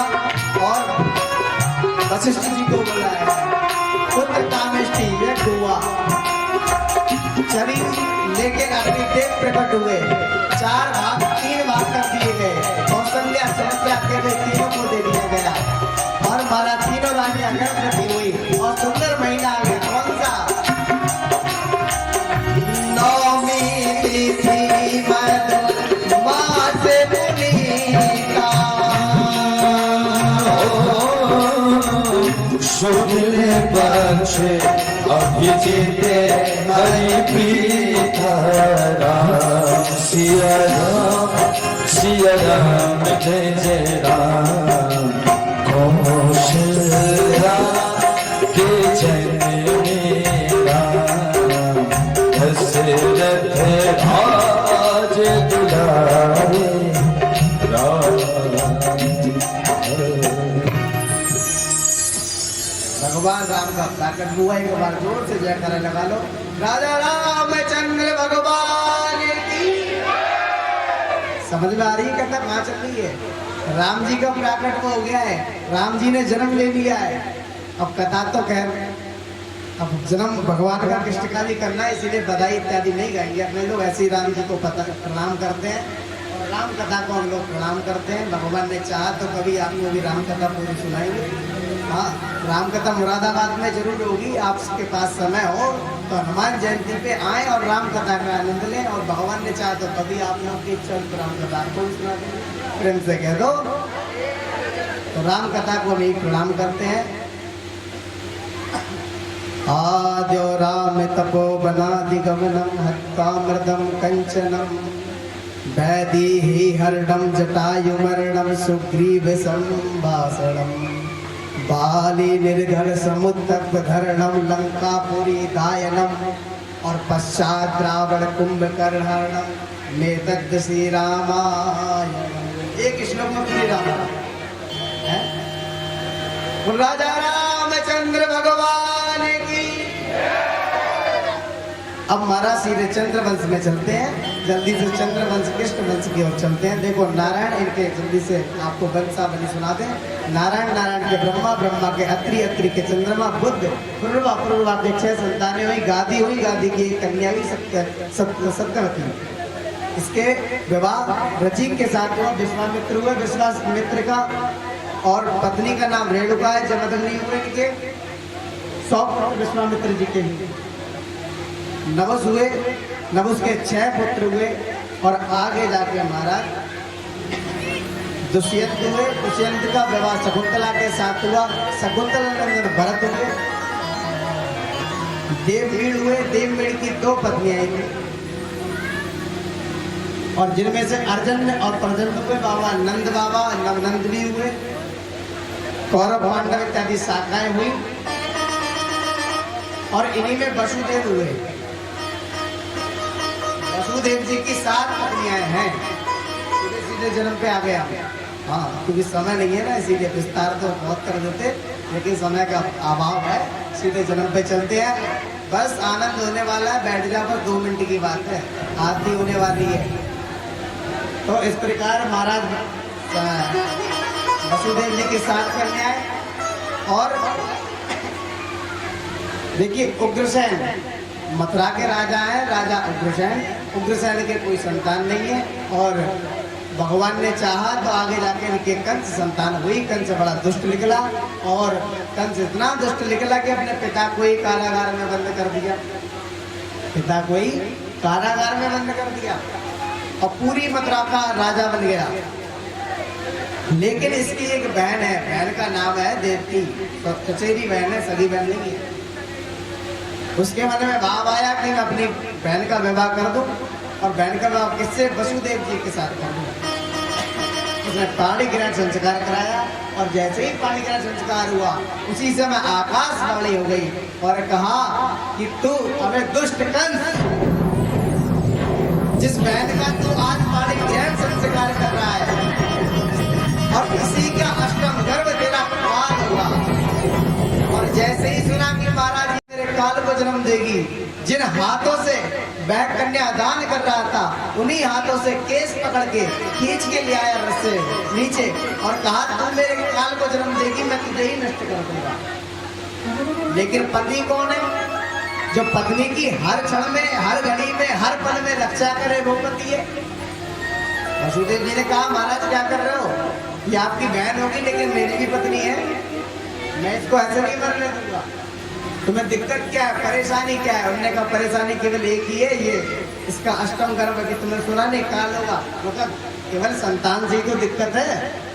काम करो कि हमारी जितनी भी संतानें होंगी हम सबको तुम्हें दे देंगे, तुम जो चाहे सो कर देना, संतानों के साथ जो करना चाहो सो कर देना, हमें छोड़ दो। उन्होंने कहा ठीक है, हमारी भी एक शर्त है। क्या शर्त है? उन्होंने कहा जब तक 8 संतान नहीं होती, मेरे मन का भय दूर नहीं होगा, तब तक तुम्हें कारागार में बंदी बन के रहना पड़ेगा दोनों। उन्होंने कहा ठीक है, हमारा शर्त को लागू किया गया। वसुदेव और देवकी को दोनों को कारागार में बंद कर दिया गया और सबसे पहले एक पुत्र हुआ कीर्तिमान। कीर्तिमान हुआ और कीर्तिमान हुआ, जैसे ही कीर्तिमान हुआ और आया करके कंस को समझाया, नारद जी ने ये कथा है लेकिन जल्दी समय का अभाव है। जैसे ही कंस आया, कंस ने पकड़ा उस बालक को, एक बालक पटका, दूसरा बालक पटका, तीसरा, चौथा, 5वां और 6वां, 7वां रोक लो भाई, 7वां नहीं, 7वां स्वयं बलराम जी है। उसने 6 बालकों को पटक के मार दिया, लेकिन 7वें में स्वयं बलराम जी थे, 7वें को कैसे मार सकता था? बलराम जी ने योग माया के द्वारा रोहिणी जी के गर्भ में चले गए और अष्टम पुत्र के रूप में हमारे स्वयं साक्षात ब्रह्म श्री कृष्ण का प्रादुर्भाव हो गया।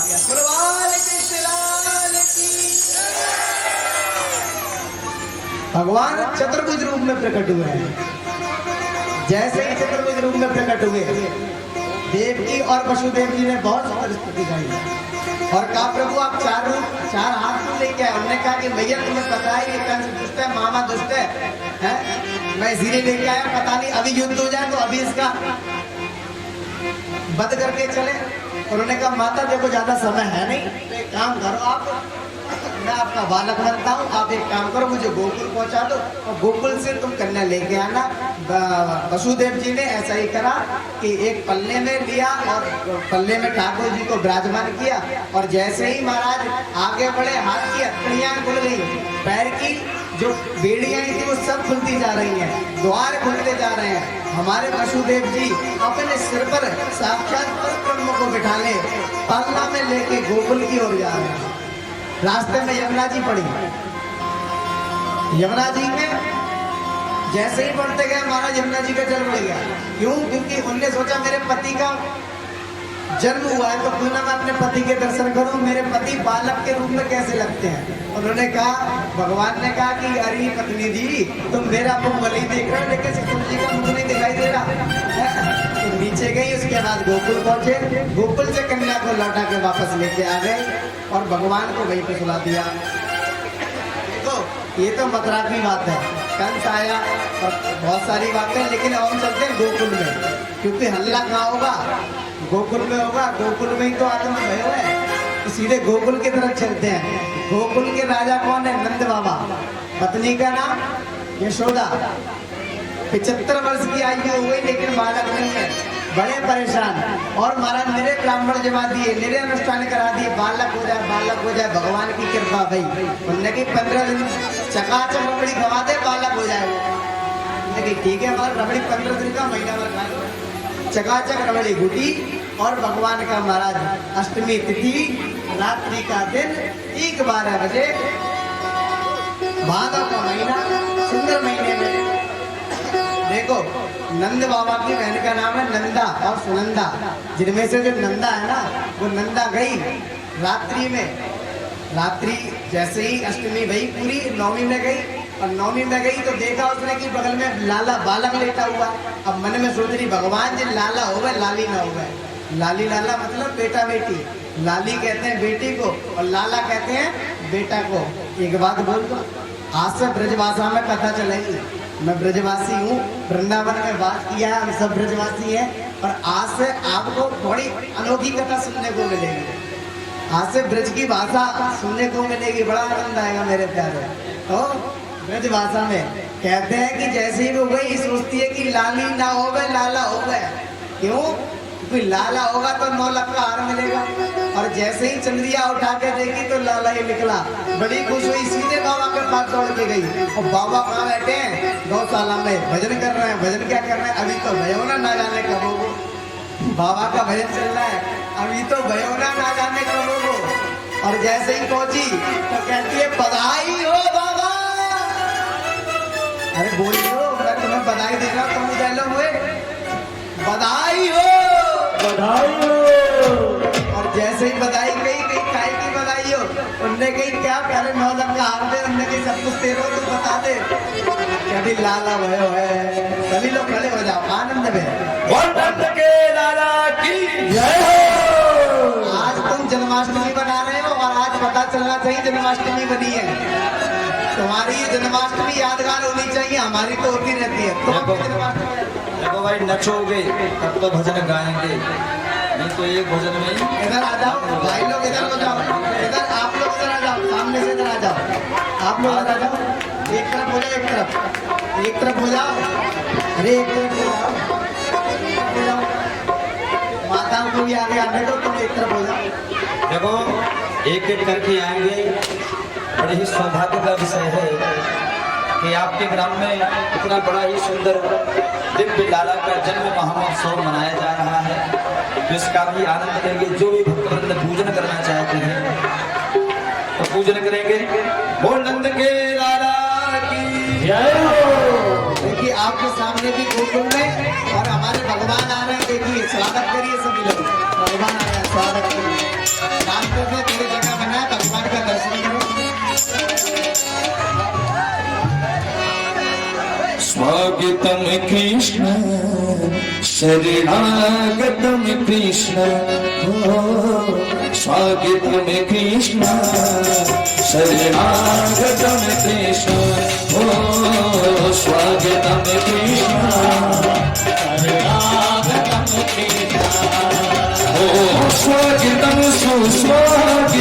शरीरागतम कृष्ण ओ स्वागतम सुस्वागतम शरीरागतम कृष्ण ओ स्वागतम स्वागतम स्वागतम कृष्ण शरीरागतम कृष्ण ओ स्वागतम कृष्ण शरीरागतम कृष्ण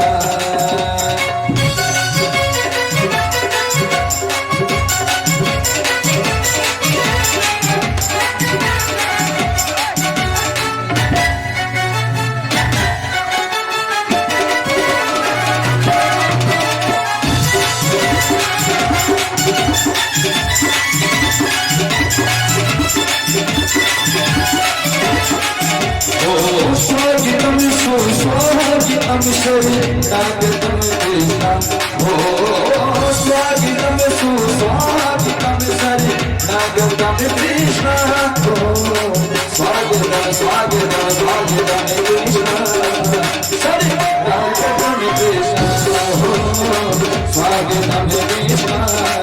शरीरागतम कृष्ण ओ स्वागतम कृष्ण शरीरागतम कृष्ण सुस्वागतम कृष्ण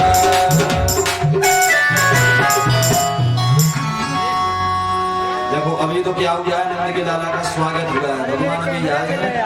अब हम लोगों को देखो पूजन करना है, एक एक करके पूजन भी करते जाएंगे और भजनों का आनंद भी लेंगे और साथ में नृत्य करना है। सब में कमी हो जाए, देखो रात्रि के समय रात्रि भोजन वैसे कम किए जाते हैं, तो भोजन में कमी कम चलेगी, लेकिन नृत्य में कमी कम नहीं होना चाहिए, ठीक है। एक बार बधाई तो दे दो। मैं बोलूंगा पहले मैया बधाई हो तो मैया बोलना, मैं बोलूंगा बाबा बधाई हो तो बाबा बोलना, और देखूंगा किसमें ज्यादा दम है ना। पहले कहेंगे पहले मैया की बारी है, पुरुष लोग ना बोलेंगे, मैया बोलेंगे पहले। बोलो मैया बधाई हो।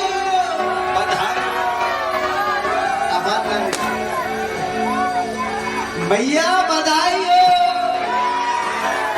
बाबा की बारी है, बाबा बधाई हो।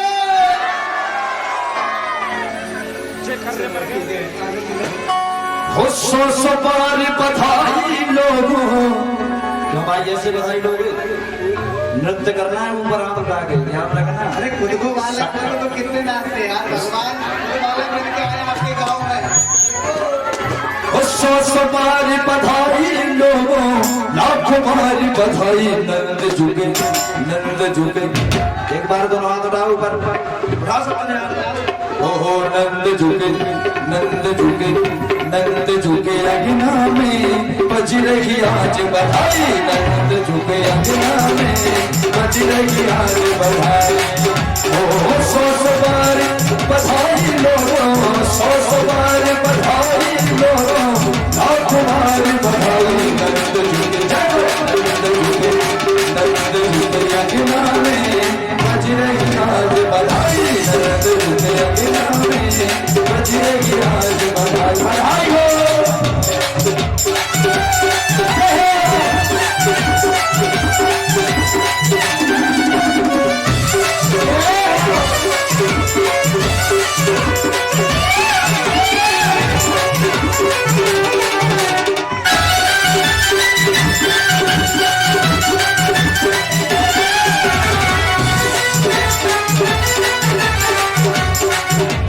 चमत्कार सा हो गजनो हो गई बात निराली चमत्कार सा हो गजनो हो गई बात निराली।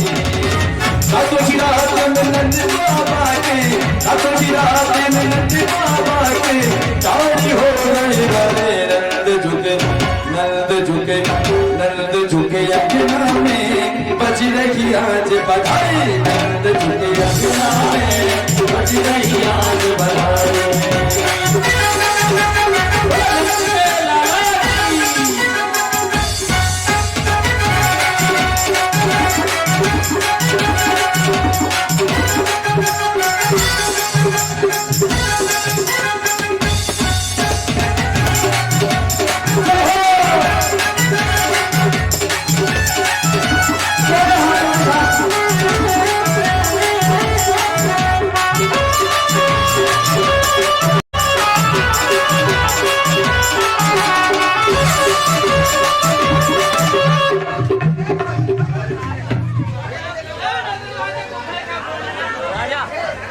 थोड़ा पीछे पीछे हो जाओ, पंखों से दूर रहो, कहीं आपके चोट चाट लग जाए। पीछे हो जाओ बेटा, जाओ पीछे हो जाओ।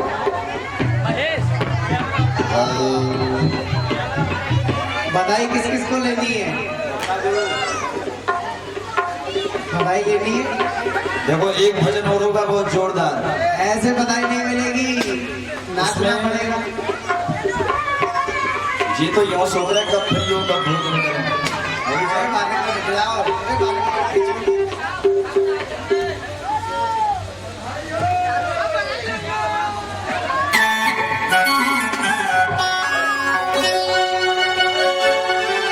देखो अगर इस भजन में नचोगे तब तो गाएंगे, नहीं तो फिर तुरंत आरती हो जाएगी, ठीक है। होठों की खुमारों से खंड सजाया है, पिछली पावी गाय की एक मंगाया है, इसको चखेगा शाम को। हम सब बोलेंगे हैप्पी बर्थडे टू यू, हम सब बोलेंगे हैप्पी बर्थडे टू यू। होठों की खुमारों से खंड सजाया है, पिछली पावी गाय की एक मंगाया है, इसको चखेगा शाम को।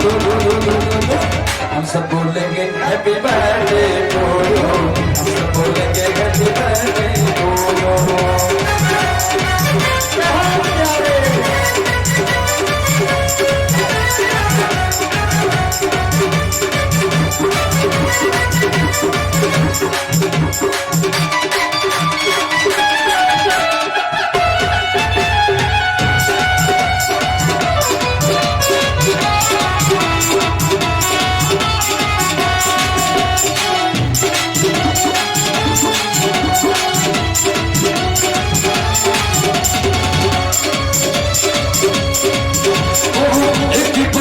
पूरा हुआ इंतजार का, आया जन्म में देने मदनी मुरार का, आया जन्म में देने मदनी मुरार का। एक बरस पूरा हुआ इंतजार का, आया जन्म में देने मदनी मुरार का, आया जन्म में देने मदनी मुरार का। हाथों की अष्टमी है मौसम बहार का, सपना हुआ निकला लगार का, जिससे जीता था क्या होगा होगा होगा। हम सब बोलेंगे हैप्पी बर्थडे टू यू, हम सब बोलेंगे हैप्पी बर्थडे टू यू। लड़की कुंवारों से मंडप सजाया है, दूसरी पावन गाय की एक मंगाया है। देखो भाई हम कहेंगे इसको चखेगा, क्या बोलते हैं इसको, आप लोगों को बोलना है क्या, हम सब बोलेंगे हैप्पी बर्थडे, ध्यान रखना, ठीक है। लड़की कुंवारों से मंडप सजाया है, दूसरी पावन गाय की एक मंगाया है, इसको चखेगा शाम को।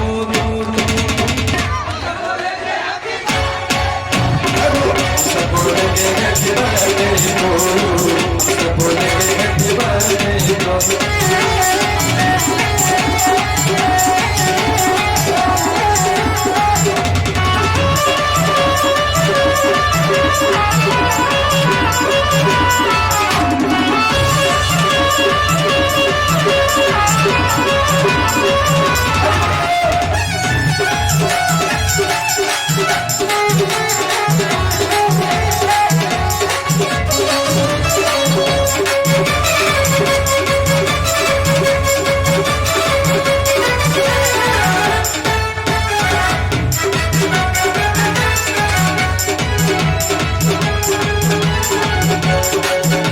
तुम्हारे लिए कुछ भी न लाए हैं, दर्शन दिखाते न दिखने आए हैं, दर्शन दिखाते न दिखने आए हैं। तुम्हारे लिए कुछ भी न लाए हैं, दर्शन दिखाते न दिखने आए हैं, दर्शन दिखाते न दिखने आए हैं।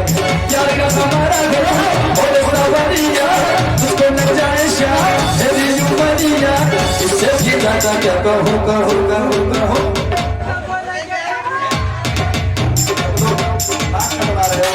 ऐसे बोलो, ऐसे बात ये बनाओगे, एक स्वर में बोलना है, सभी ग्राम बात सुनोगे, ठीक है। ओ पानी हमारा खेतू और सबरिया, तुझको लग जाए श्याम मेरी उमरिया, इससे भी ज्यादा क्या कहो कहो कहो कहो।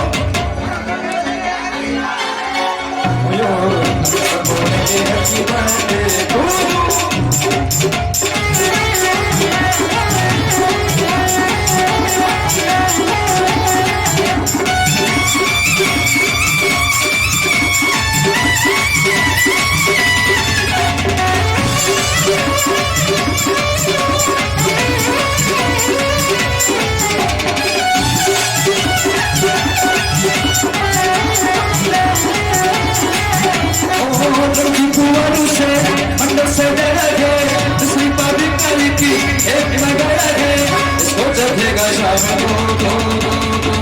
हम सब बोलेंगे हैप्पी बर्थडे टू यू, हम सब बोलेंगे हैप्पी बर्थडे टू यू, बोलेंगे हैप्पी बर्थडे टू यू, बोलेंगे हैप्पी बर्थडे टू यू।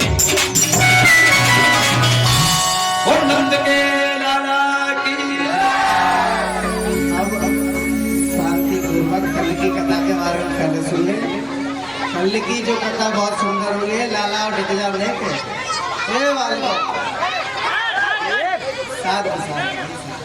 कल की बहुत सुंदर कथा होगी। कल जो है गिरिराज पूजन होगा, तो सभी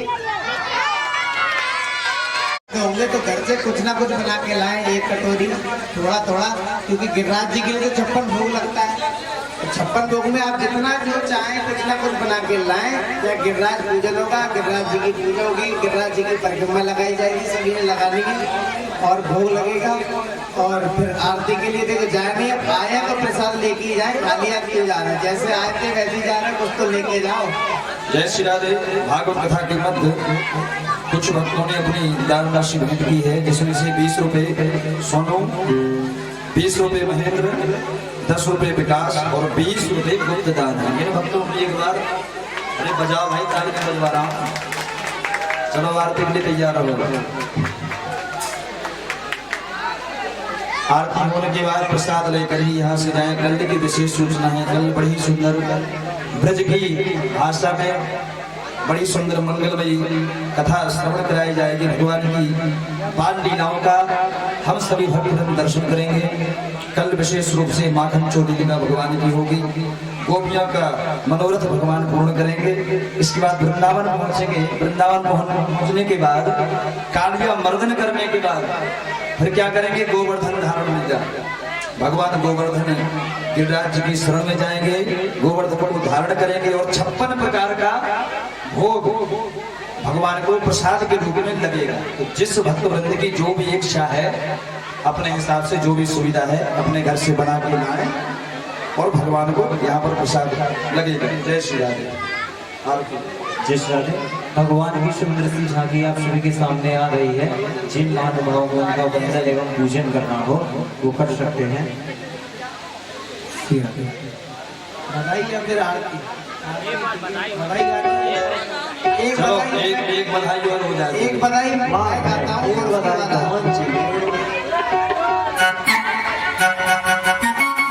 एक बधाई मैं गाऊं, उसके बाद आरती। सभी देखिए, जितनी भी गोपिकाएं हैं, आप सभी बाल गोपाल हैं, वृंदावन में पहुंच गए हैं। और सभी मैया नंद के भवन में जा रहे हैं, नंद बाबा के भवन में जा रहे हैं और गा रहे हैं। क्या कह रहे हैं? ओ मैं तो नंद भवन में जाऊंगी, ओ मैं तो नंद बाबा के घर जाऊंगी। हरि हाँ बधाई लेके आऊंगी, हरि हाँ बधाई लेके आऊंगी। मैं तो नंद बाबा के घर जाऊंगी, ओहो मैं तो नंद बाबा के घर जाऊंगी। हाँ मैं तो नंद बाबा के घर जाऊंगी। ओहो मैं तो नंद बाबा के घर जाऊंगी। हरि हाँ जय हो। बधाई लेके आऊंगी, हरि हाँ बधाई लेके आओगे। बधाई लेके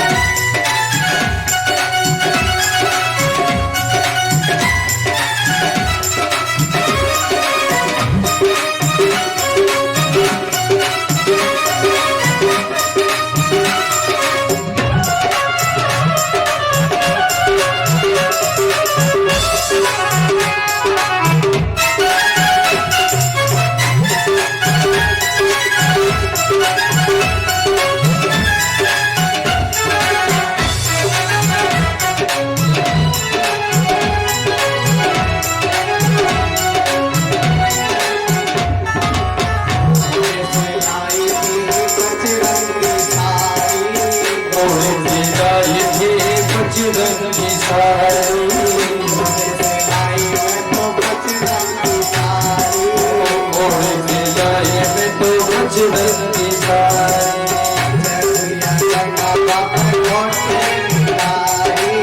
जयपुरिया गंगा बाबा उन्नत की सारी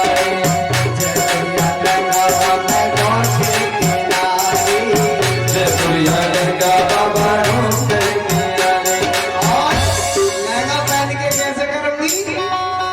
ओ मैं तो लहर लहर के जाऊंगी, मैं तो लहर लहर बह जाऊंगी मैं तो लहर लहर के जाऊंगी। मैं तो लहर लहर बह जाऊंगी अरे हाँ अरे हाँ भाई लेके आओगे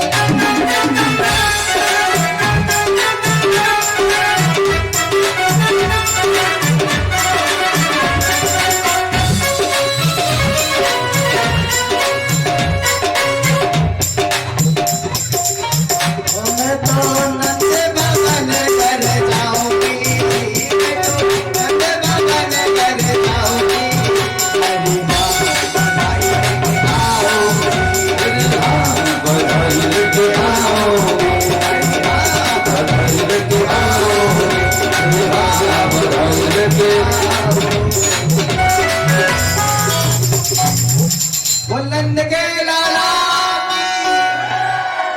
सभी लोग भारतीय के लिए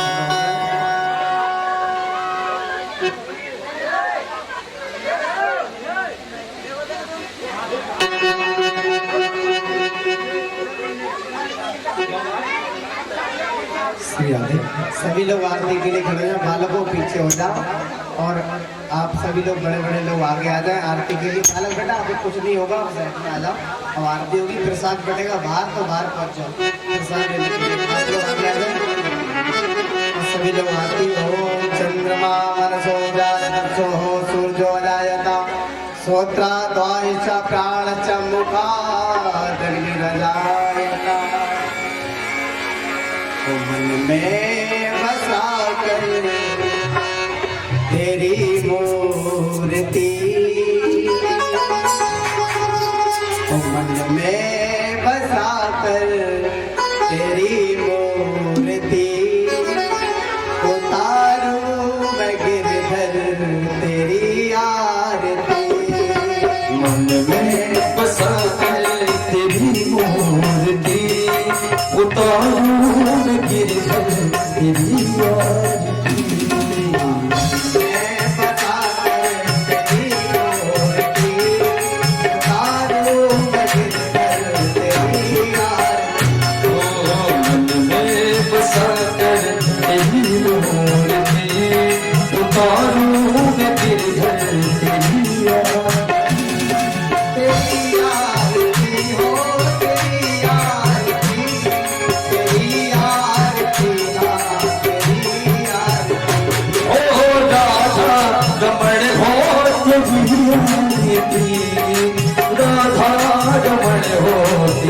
होंगे तो घर से कुछ ना कुछ बना के लाएं, एक कटोरी थोड़ा थोड़ा, क्योंकि गिरिराज जी के लिए तो 56 भोग लगता है। 56 भोग में आप जितना जो चाहें कुछ ना कुछ बना के लाएं। या गिरिराज पूजन होगा, गिरिराज जी की पूजा होगी, गिरिराज जी की परिक्रमा लगाई जाएगी, सभी ने लगाने की, और भोग लगेगा। और फिर आरती के लिए देखो जाए नहीं, आया तो प्रसाद लेके ही जाए, खाली हाथ क्यों जा रहा है? जैसे आए थे वैसे ही जा रहे हैं, कुछ तो लेके जाओ। जय श्री राधे। भागवत कथा के मध्य कुछ भक्तों ने अपनी दान राशि भेंट की है, जिसमें से 20 रुपए सोनू, 20 रुपए महेंद्र, 10 रुपए विकास और 20 रुपए गुप्त दान है। इन भक्तों ने एक बार, अरे बजाओ भाई, ताली में बजवा रहा हूँ, चलो आरती के लिए तैयार हो। आरती होने के बाद प्रसाद लेकर ही यहाँ से जाएं। कल की विशेष सूचना है, कल बड़ी सुंदर ब्रज की भाषा में बड़ी सुंदर मंगलमयी कथा श्रवण कराई जाएगी। भगवान की बाल लीलाओं का हम सभी भक्त दर्शन करेंगे। कल विशेष रूप से माखन चोटी लीला भगवान की होगी, गोपियों का मनोरथ भगवान पूर्ण करेंगे। इसके बाद वृंदावन पहुंचेंगे। वृंदावन पहुंचने के बाद कालिया मर्दन करने के बाद फिर क्या करेंगे? गोवर्धन धारण में जा भगवान गोवर्धन गिरिराज जी की शरण में जाएंगे, गोवर्धन को धारण करेंगे और 56 प्रकार का भोग भगवान को प्रसाद के रूप में लगेगा। तो जिस भक्त वृंद की जो भी इच्छा है, अपने हिसाब से जो भी सुविधा है, अपने घर से बना के लाए और भगवान को यहाँ पर प्रसाद लगेगा। जय श्री राधे। जय श्री राधे। भगवान की सुंदर सी झांकी आप सभी के सामने आ रही है। जिन महानुभावों को उनका वंदन एवं पूजन करना हो वो कर सकते हैं। बधाई या फिर आरती? बधाई एक चलो बधाई, एक बधाई और हो जाए। एक बधाई मैं गाता हूँ, एक बधाई का मंच। एक बधाई मैं गाऊं, उसके बाद आरती। सभी देखिए, जितनी भी गोपिकाएं हैं, आप सभी बाल गोपाल हैं, वृंदावन में पहुंच गए और सभी मैया नंद के भवन में जा रहे हैं, नंद बाबा के भवन में जा रहे हैं और गा रहे हैं। क्या कह रहे हैं? ओ मैं तो नंदे भवन में जाऊंगी, ओ मैं तो नंदे बाबा के घर जाऊंगी। हरी हाँ बधाई लेके आऊंगी, हरी हाँ बधाई लेके आऊंगी। मैं तो नंदे बाबा के घर जाऊंगी, ओ मैं तो नंदे बाबा के घर जाऊंगी। हाँ मैं तो नंदे बाबा के घर जाऊंगी। ओ मैं तो नंदे बाबा के घर जाऊंगी। हरी हाँ जय हो। बधाई लेके आऊंगी, हरी हाँ बधाई लेके आओगे। बधाई लेके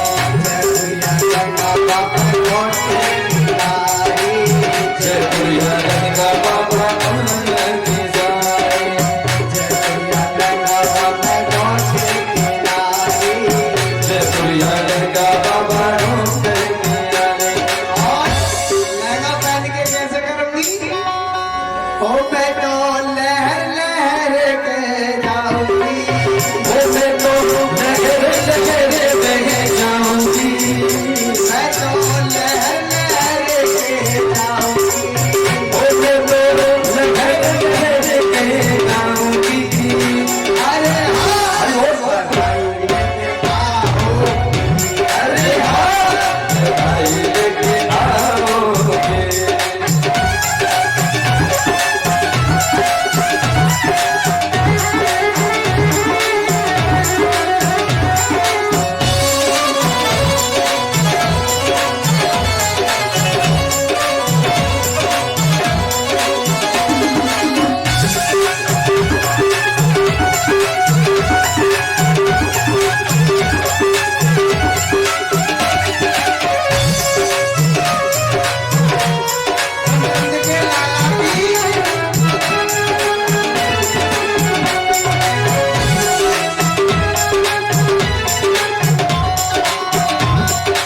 और एक ही आस लगी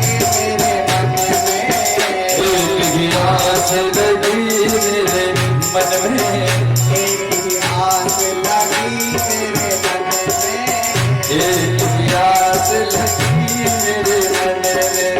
कब पहुंचूंगी मैं तो नंद भवन में, अब पहुंचोगे मैं तो नंद भवन में, आनंद भवन में, राधे नंद भवन में, आजी नंद भवन ओ प्यारे नंद भवन में। एक ही आस लगी मेरे मन में, एक ही आस लगी मेरे मन में। कब पहुंचूंगी मैं तो नंद भवन में, और पहुंचोगे मैं तो नंद भवन में। ओ प्रेमी रंग के बलि जाऊंगी, ओ मुझे निलक निलक बल जाऊंगी।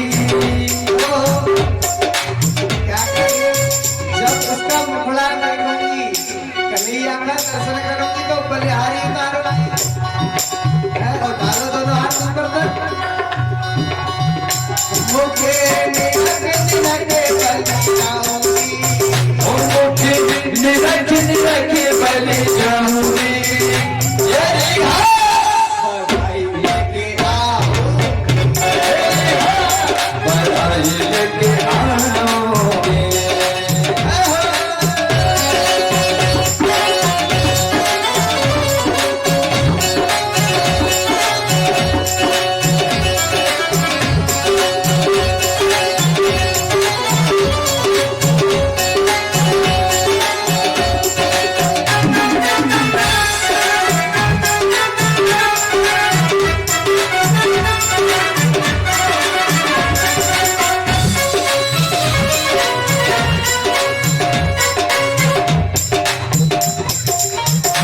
मैं तो नंद भवन कर जाऊंगी, मैं तो नंद भवन कर जाऊंगी, हरी बधाई लेके आओगी, बधाई लेके आओगे। बधाई लेके आओगे। बधाई लेके वो नंद के लाला सभी लोग भारती के लिए खड़ा हो जाएं।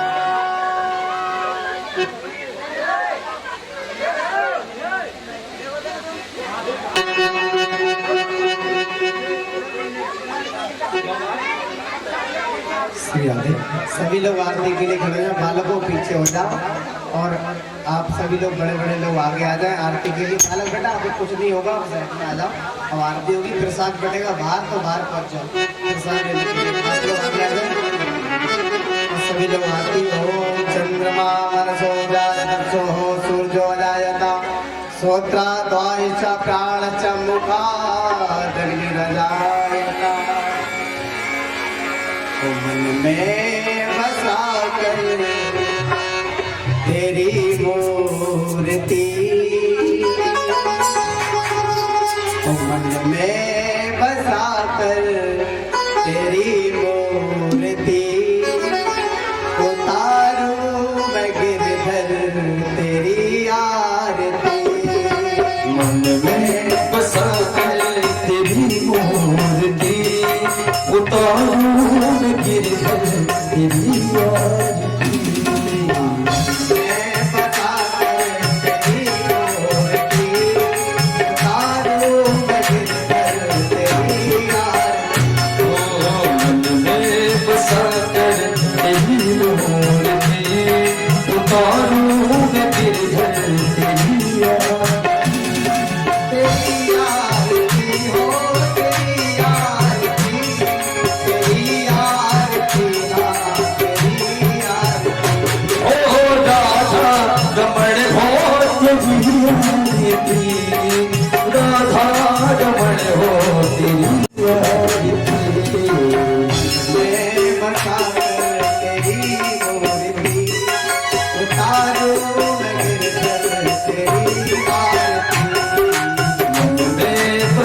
कर तेरी मूर्ति उतारूं मैं कहाँ तेरी आरती।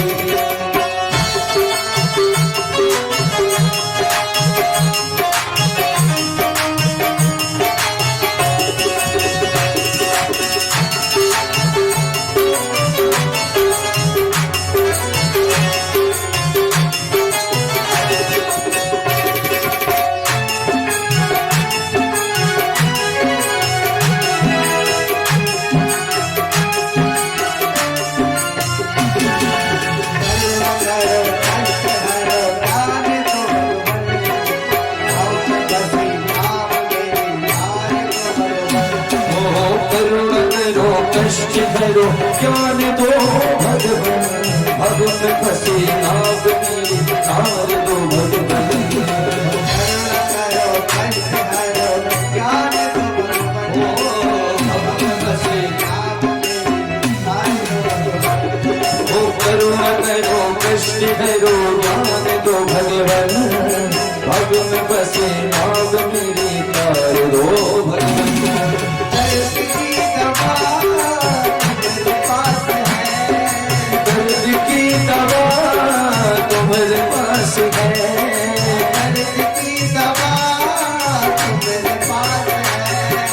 दर्द की दवा तुम्हारे पास है। जिंदगी डराती भीख मांगती, बसा कर तेरी मूर्ति उतारूं मैं तेरी आरती।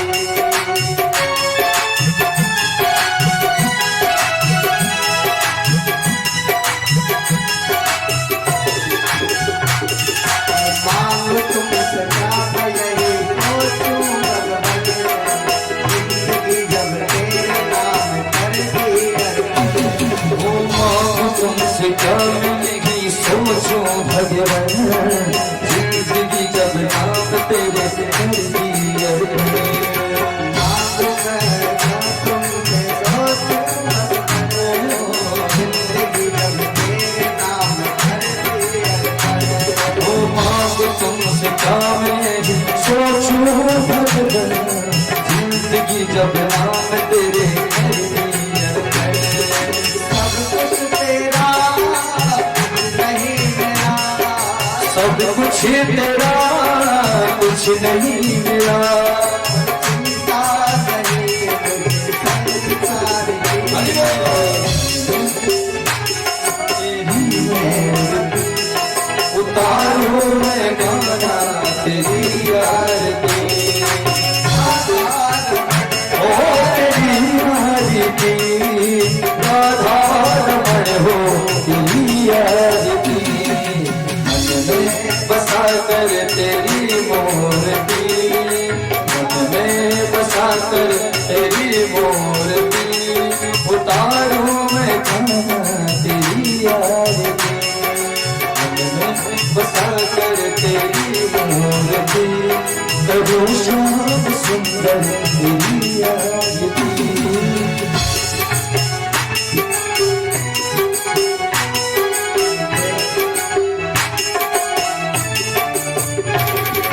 वेद तेरी महिमा गाए संत धरे ध्यान, वेद तेरी महिमा गाए संत करे ध्यान, नारद गुणगान करे छेद पिया। ओ वेद तेरी महिमा गाए संत करे ध्यान, नारद गुणगान करे छोड़ वीरता। वेद तेरी महिमा गाए संत करे ध्यान, नारद गुणगान करे छेद पिया। ओ वेद तेरी महिमा गाए संत करे ध्यान, नारद गुणगान करे छोड़ वीरता। भक्त तेरे द्वार करते हैं पुकार, भक्त तेरे द्वार करते हैं पुकार, भक्त तेरे द्वार करते हैं पुकार। भक्त तेरे द्वार करते हैं पुकार। आज दास कर रहे तेरी आरती, मन में बसा कर तेरी मूर्ति बसा कर तेरी मोर दी, उतारूं मैं कान्हा तेरी आरती, करूं शान सुंदर तेरी आरती, हर दूर गौरव पूर्णा बतारो, ससार सारम भारम, सदा सदा हृदयार भव भवानी, स्वामी देवा चकिता त्वमेव, स्वामी देवदुष सखा त्वमेव, त्वमेव विद्या चक्रम त्वमेव, त्वमेव सर्वं देव देव। हरे राम राम राम हरे हरे कृष्ण कृष्ण हरे हरे, हरे राम राम हरे हरे कृष्ण कृष्ण हरे हरे, हरे कृष्ण हरे कृष्ण हरे हरे, हरे कृष्ण हरे कृष्ण कृष्ण हरे हरे।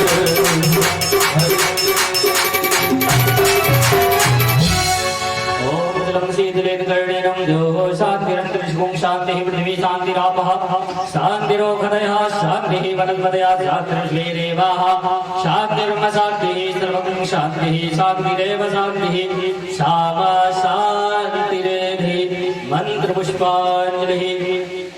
हरिः ओम जिग्नेश जगमय जनक देवा